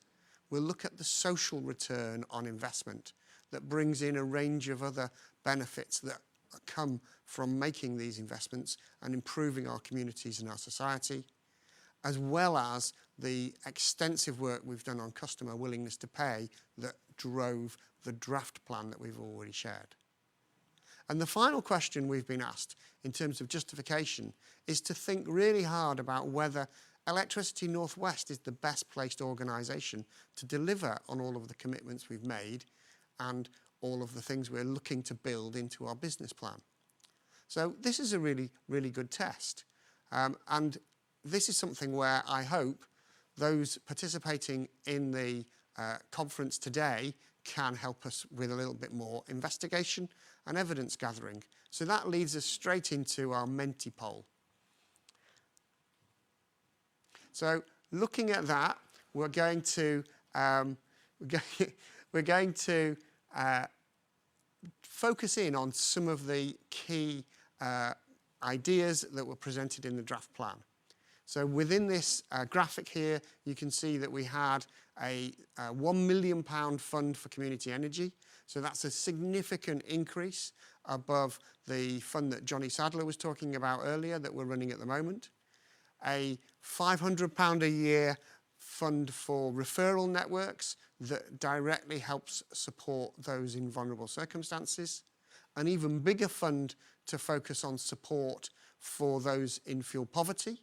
That will build on learnings from some of the activities that we've done with GMCA. Mark was talking about the LEAP programme, and that's been a great programme that we've worked with GMCA to find out how well we can target our engagement with support groups to really get the right assistance to those in fuel poverty to help them make a meaningful impact on their energy consumption and thereby their energy bills. And then, as I've talked about, the smart street technology, how widely we should roll that out to save money off customers' energy bills through action on our network rather than actions that they need to take themselves. So I'd like to test your views on whether these are the right things for us to be including in our plan, and more importantly, these are the right things for us to be paying for through our business plan as well. So that leads us onto the Mentee Poll. Same code as before, 85495864. So if you can get ready to look at the Mentee Poll again, like we did at the start of the conference today, and we'll move on to a series of questions that will help us test that issue of who is best placed to fund and deliver these activities. Brilliant, thank you. I'm essentially just here to make sure you're not just standing here on your own as we quiz everybody. Hopefully you all had a chance to get online to see where you need to be for those questions. If you do have any difficulties whatsoever with it, please just do drop it into the chat and we'll do our best to sort those. But if we could have the first question live. Okay, so the first question is, how should the North West region fund support for electricity users in vulnerable circumstances? And we have a selection of answers here, and they're going to be the same for the next 5 or 6 questions. Should that be through national taxation, local taxation, energy bills, most or all of the above, including energy bills, only those that benefit pay, or something else entirely? And I should say, if you want to tick something else entirely, that's absolutely fine, but we would love to hear your suggestion of what that might be and how that would look.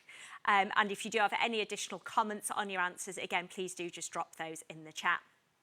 Okay, so we're getting a range of answers coming up there. We'll leave this question open for a little bit longer because we saw quite a large level of participation in the poll earlier, and I'd like to see us get back up to those same levels. And there is a slight lag between you voting and it appearing on our screen in the sort of pseudo studio we've set up here in Manchester. There is indeed. I think what's really interesting, having seen the results from Cumbria and Lancashire that we will put together, is this is one of the broader splits that I think we've seen for this question. So it really does show the difference of opinions as we go into the different areas of the North West. Yep, that's great. So all of the poll questions will be open right through the polling situation now. So if we move on to the next question, that doesn't mean you can't still vote, and we won't still register your vote if you are struggling with the connection or you need to catch up. So don't worry about that. But what we can see here is quite, the most popular vote here is local taxation, and I think that's different from what we've seen on our previous parts of the roadshow as we've moved around the region. So that's quite interesting there, and still quite a significant vote for sort of a spread of different funding mechanisms, including energy bills. So if we move on to the next question, this one is, how should the North West region fund support for fuel poverty? And again, the same range of answers as before. So should that be through national taxation, local taxation, energy bills, most or all of the above, including energy bills, only those that benefit pay, or something else entirely? And as with the previous question, if you do have additional ideas or comments that kind of explain your answer a little bit more that you want to share with us, please do drop those in the chat and we can just see those first answers popping up on our screen now. So this will be a really interesting one to see, and we'll compare that to the previous answer as well. So there is a stronger early show for all of the above, including energy bills, and a stronger vote early doors for energy bills solely as the funding mechanism for this. So interesting to see how this one develops. It is. So there's a little lag between what we see and what you're voting, so please do keep voting. We'll keep this open just for another few moments because we can see those numbers climbing back through. And as Paul's mentioned, you will get a chance to go back to this poll after it's closed if you didn't get a chance to vote. The other thing we're looking to do is to keep this poll live on our website so that any stakeholders who are watching this on playback rather than live, this is not like the TV. You can still vote now. Don't have to worry about whether you're watching it live or you're watching it on catch-up. Vote whenever you feel the need because all votes count. Wonderful. I think they're staying fairly steady now, those numbers, and seeing a real split of answers across there, which is really interesting. So if we could go on to the next question. Okay, and this question is, how should the North West region fund support for connecting electric vehicles and heat pumps to domestic properties? We're going to ask a separate question about small and medium-sized businesses later on. So this is just focusing on domestic properties at the moment. So how do we fund the support, if it's needed, to connect electric vehicles and heat pumps? Thank you. And again, that same range of answers, whether that should be through national taxation, local taxation, energy bills, most or all of the above, including energy bills, only those that benefit pay, or something else entirely. And of course, do let us know what that something else might look like. And I think this is the first response we've had that's only those that benefit pay on this series of questions today. Interesting to see the split depending on the technology that we're looking to support. Yeah, absolutely, or the circumstance to support. Yep, and that has definitely been the case in our previous iterations of these polls as well, that only those that benefit pay comes out and starts to get used when we ask this first question. But still, energy bills seems to be, all of the above, including energy bills. So I guess that's people thinking about there's a need for some national and local cross-subsidy or incentive payment, as well as some of the costs being picked up through energy bills coming through there. And that seems to be the strongest result. Absolutely, and it would be interesting if you're in the chat and you are selecting that most or all of the above, including energy bills, if any detail of that, of kind of what you think the split should be and where that falls, would be really interesting to see. But just seeing that spread on the poll is very interesting. Mm-hmm. So if we move on to the next question. This is, how should the North West region fund support for connecting electric vehicles and heat pumps to small and medium-sized businesses? So as I said, this is the difference between domestic customers on the last question and business customers on this question. So, so that's from our perspective, but we'll be interested in how people think that should be funded and paid for.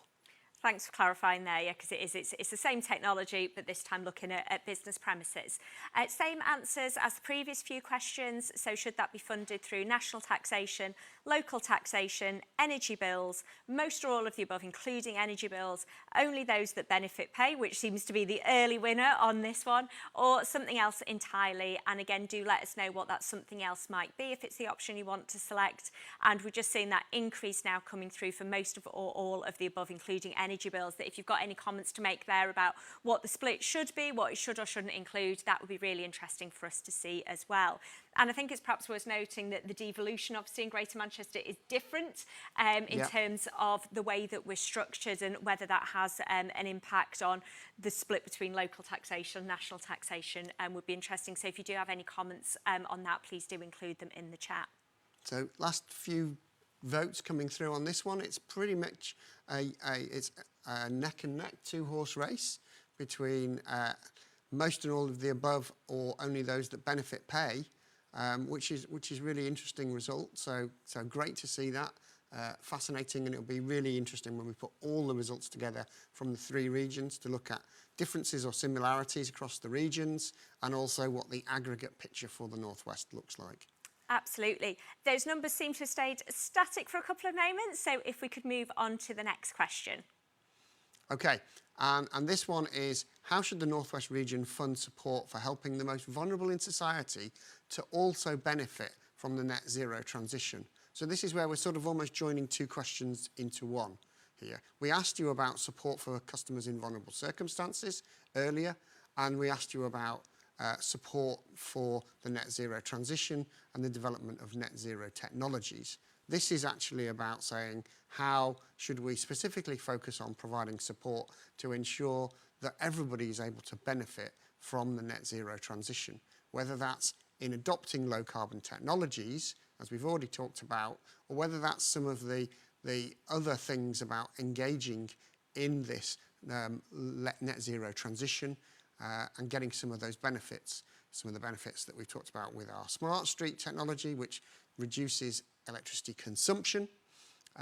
Some of the benefits that come from being engaged with the system operation and offering flexibility that Johnny talked about earlier, and potentially almost getting paid for that flexibility being provided to the network or to other parts of the energy supply chain. Absolutely, it really does bring together those kind of two key themes that have been running throughout the afternoon.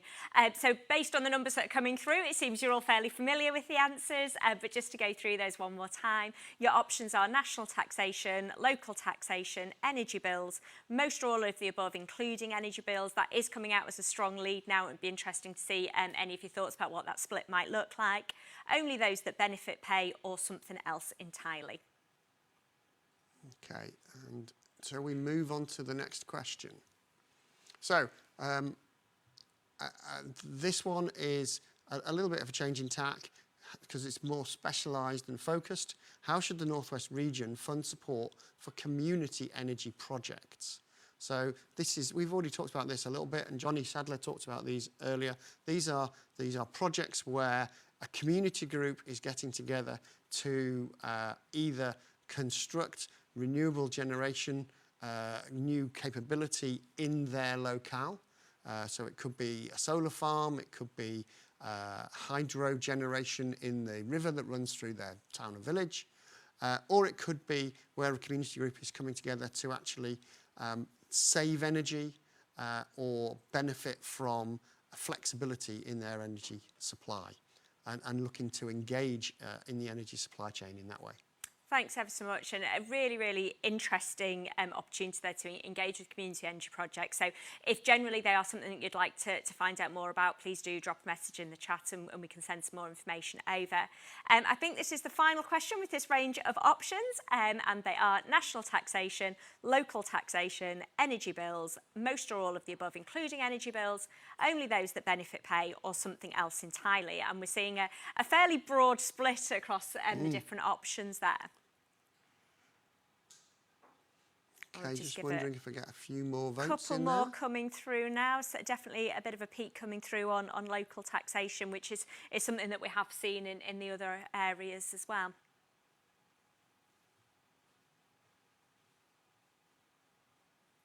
Wonderful. Those numbers seem to be fairly static now, and as I say, we are leaving the poll open, so if it's something that you want to have a little bit more of a think about and come back to, you can do that.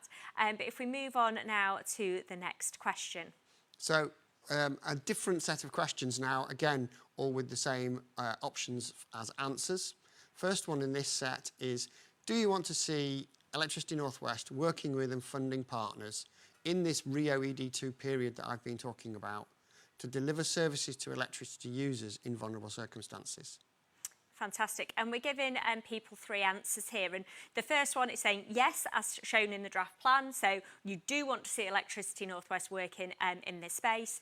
No, it's not Electricity North West's job to do this, or I don't have enough information to express an opinion. And it's really, really important to reiterate here that that isn't an option that's just kind of thrown in as a catch-all. If you do not feel like you have enough information to make an opinion, please do let us know that. The purpose of doing events like this and sharing this information out is to make sure that people understand as much as possible about the issues that are informing that draft business plan and ways of taking your views into account. So if you don't feel you've got enough information, please do select that option. And if you know what information would help you to make that decision, please again do drop that in the chat and we can signpost out to further information. But it seems a fairly clear yes. Yes. It is something that they want to see you working with and funding. That's right. Okay.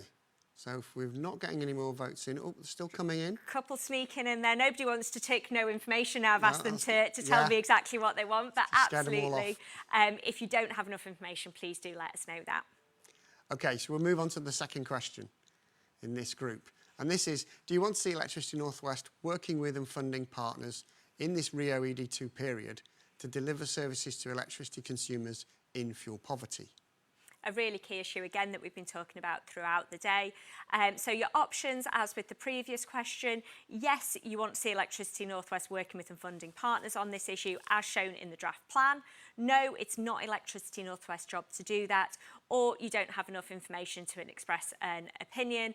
And just to reiterate one more time, absolutely a valid answer there. If you don't have enough information, please do let us know if that's the case. And if there's anything specific that we can do to help inform you on those options, we will do. But again, seems to be coming through a fairly clear yes. We'll leave that up for a few more moments just to give you all a chance to vote.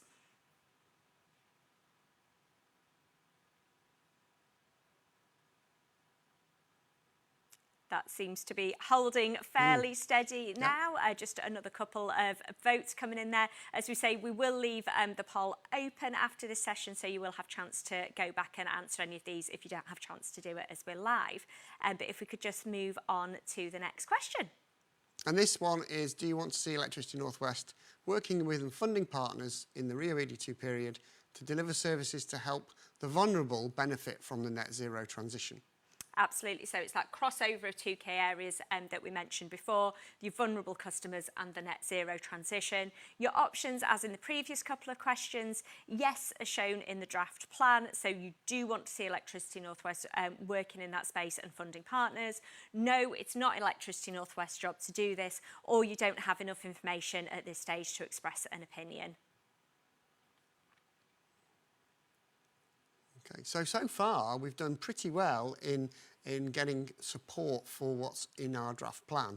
Now, I would hope that that is a sign that actually in pulling that draft plan together, all of the extensive stakeholder engagement that we've done over the last probably 3 years, really focused on this now, which told us these were the things to put in the plan, is being reflected back in saying, yes, the kind of things that you've put in the plan are the kind of things we wanted to see, and there's a lot of stakeholder support for that. Absolutely, it really shows, doesn't it, the value of that stakeholder engagement and how important it is to keep those conversations going. And we've said a few times today, this is one part of the conversation. It's a great opportunity for us to get some information across, to answer your questions, to do polling such as this, but that conversation is ongoing, and we will want to hear from you again after today as well. Yep. So if we move on to the next question, this one is, do you want to see Electricity North West working with and funding partners in RIIO-ED2 to deliver services to community energy projects? And answers as before, yes, as shown in the draft plan. No, it's not Electricity North West's job to do this, or you don't have enough information to express an opinion. And as we mentioned in the previous information around community energy projects, if it's something you'd like to know more about or potentially to get involved in. Yeah, there's some great information on our website about all of the ways that we can support community energy projects and the schemes that we have in place, including our overarching strategy for engaging and also the funding that we can make available through our annual fund. So that has been a huge success. It is oversubscribed, which is one of the reasons for us seeking to boost that fund, make it more expansive in the ED2 period. Fantastic, and we seem to be seeing there a resounding support for that decision, which is great to see. Yeah. I'm loving this group of stakeholders at the moment because nobody's challenging anything that's in my draft plan, which is great. Shall we move on while we're ahead? So do you want to see Electricity North West working with and funding partners in the RIIO-ED2 period to reduce bills by changing network voltage to improve efficiency of devices? This is that smart street technology that I think Clive introduced in his first presentation as one of the innovations and things that we're doing. We're rolling that out across our network now to 64,000 customers. And in the ED2 period, we'd like to build upon that with another 250,000 customers hopefully benefiting. So it requires us to put new technology out onto the network and to link all of that up to our control systems that control how the network operates. So we have to put some smart tech and some smart artificial intelligence behind this, but it then dynamically controls the voltage by understanding what's happening out there on the day-to-day basis, how electricity users are using the network and optimizing that voltage to give them the best possible voltage level at all times. Wonderful. Yes, some really exciting technology coming through there. Answers as they were before, yes as shown in the draft plan, no it's not Electricity North West's job to do this, and not enough information to express an opinion. And as with the previous few questions, we are seeing a very solid yes vote. Yeah. Now, I believe that is the last question for the audience, which means it's time to turn the table slightly. Oh, and right, here we go. We have a busy chat today. So we have a few questions coming through on the chat, and I'm going to bring two of them together because they touch on the same issue, and it's something that's run through everything we've done today. So the two questions, and I'll read them for you as they are, is Greater Manchester is a diverse region. How will Electricity North West ensure that customers in some of our most deprived areas are not left behind as the region moves to low carbon? And then the other question, which I think is linked to this, is that the financial situation for many is getting worse, post-COVID, increasing bills, reduction of universal credit, and what's Electricity North West's role to support these customers?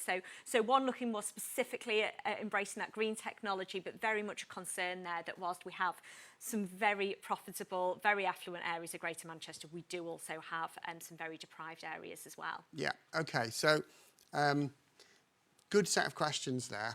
I think the first thing I would say that Electricity North West can really do to make a meaningful difference to people is to signpost and direct support from a range of partners that we have that can work with people, particularly those who are struggling to pay their energy bills, to understand where they can get greater help, where they can access the appropriate benefits, and how they can become more knowledgeable about their energy consumption and maybe make some changes that will reduce their energy bills. So we can do that. So there's two lots of help there. There's financial support that may be available to people that they're just not aware of or don't know how to take advantage of. And then there is looking at their energy consumption particularly and whether they can reduce their energy bill. And again, there may be support available out there from a wide range of different organisations that help people to do that as well. So that those two things I think have proved to be really effective. Rachel, when she was talking to us earlier, talked about the partnership we've established with Citizens Advice Manchester, who are really getting out to deliver this kind of support. And we've been delighted with how effective that has. It's taking thousands of people and giving them a meaningful and significant financial benefit and reduction in energy bills. And we want to see that expanded so that more and more people can be helped. Then if we talk about the transition to net zero and how we ensure people aren't left behind there, I think what we're looking to do is to address some of the really big barriers that might get in the way from everybody being able to participate. So some of those come around the fact that a lot of this technology is online. So are people struggling with digital connectivity, digital awareness? Do they have the right broadband capability? Do they have the right personal capacity to engage? So it's about building capability and capacity with consumer groups who need some extra support there. And there are organisations that are specifically tailored and focus on doing that. So it's linking those up with the right people. And then it's looking at the financial situation of people and saying, how do we provide access to schemes that are in place that help other people who may not be able to do this on their own to take advantage of some of the benefits of low carbon technology through reduced energy consumption or to participate in some of the things that are happening. And then the final piece in this whole area in looking at vulnerable customers in vulnerable circumstances is really understanding those circumstances and what are the unique energy needs that are specific to those circumstances, and is there any way of addressing those directly. So there's a sort of host of different reasons why people may be struggling to fully benefit, or may, if without help, not be able to take all of the opportunities that others who are more fortunate in society can do. But there are a whole range of different things that we can do to support, or other organisations that we can link to those so that they can provide that support. Absolutely, and I think that partnership model and collaborative approach is something that's, again, it's run through as a theme for the day, but in terms of accessing those really vulnerable groups has been critical, and it'll be interesting to see where some of those new partnerships lead. We've had another question come through, which is a similar issue but aimed more at businesses, of saying that it can be very difficult for new or start-up businesses to access the finance to fund some of these. So is the answer quite similar there in terms of the signposting and partner, or is there kind of a different process there to support business? I think there are other opportunities available for businesses as well. So what we understand and know about is that there are a large number of different organisations who are active in the energy supply chain who will provide funding. So it doesn't necessarily need to be the situation where a small business needs to find the upfront capital to invest in these technologies all on its own. There are a number of funding support models out there where the technology can be provided by the funder at the same time, or where the technology provider and the funder can work together and then engage with the business that wants to take advantage. So there are a range of different models out there, and I think what is actually key to letting people know about this and to enabling them to really engage is that communication.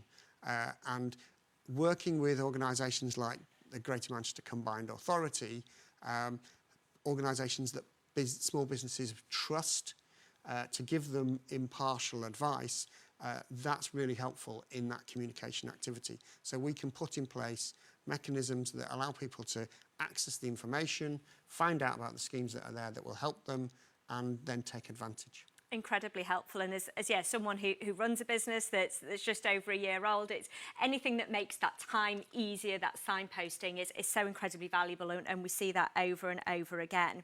So we've got a couple of slightly more technical questions here, and I've had to check my acronyms ahead of time to make sure that we get them right.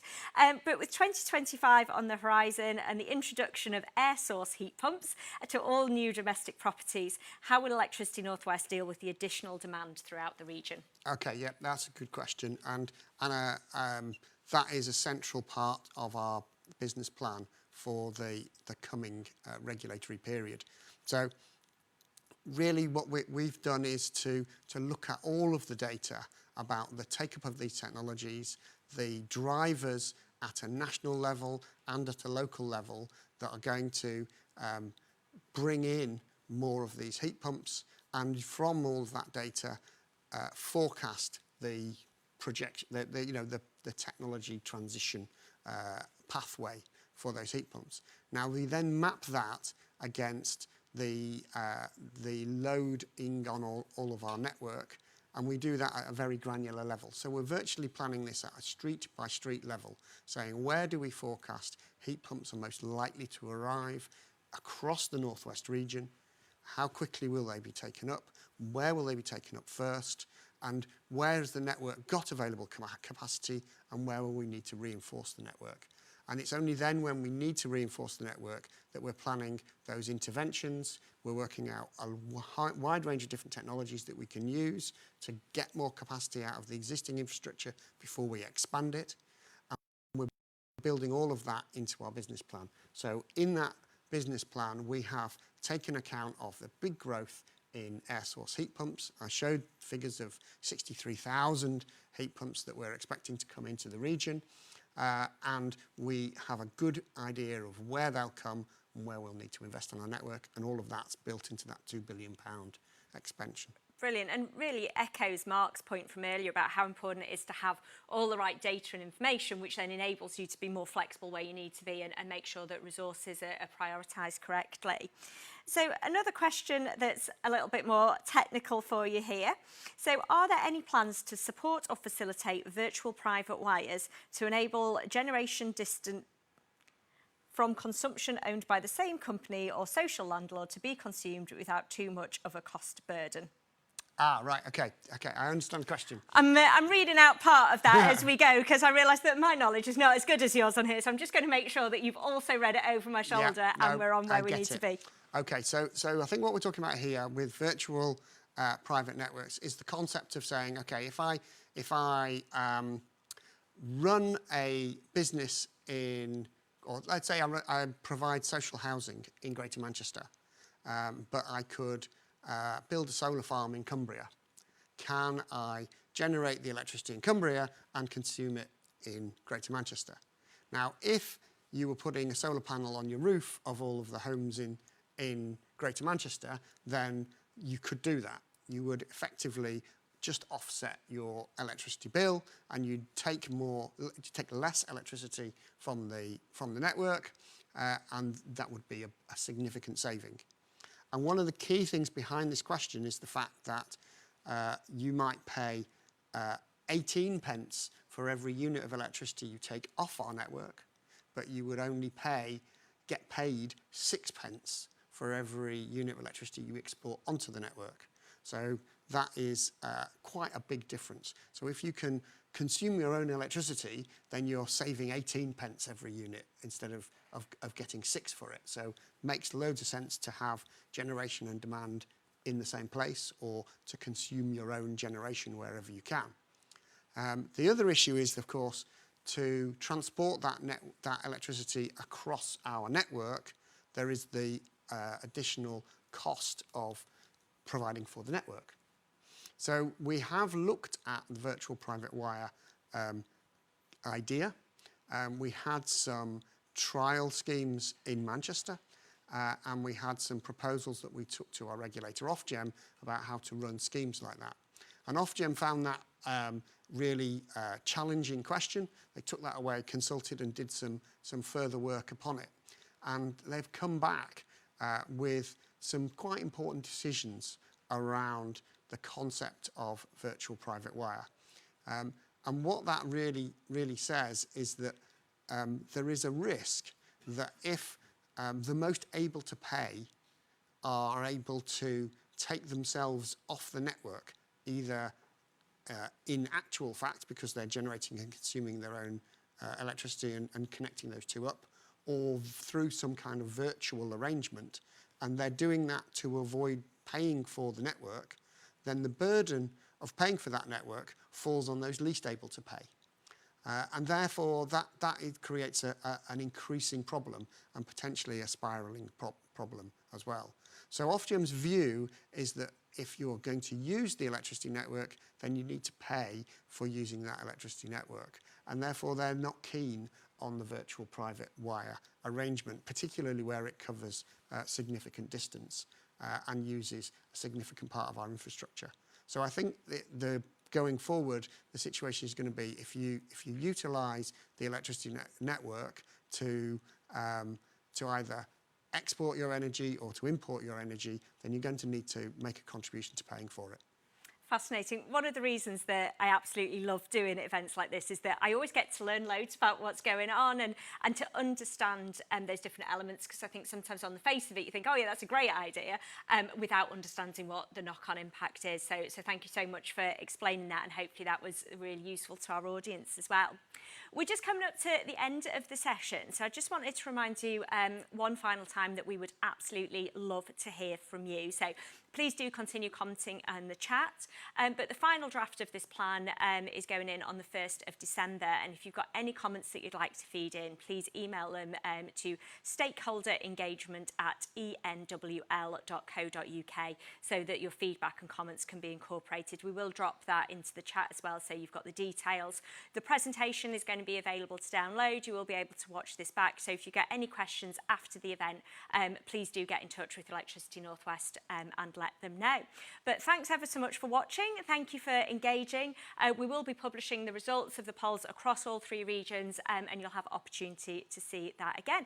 So thanks ever so much. Thank you, and I Ilona. hope to see you all again soon.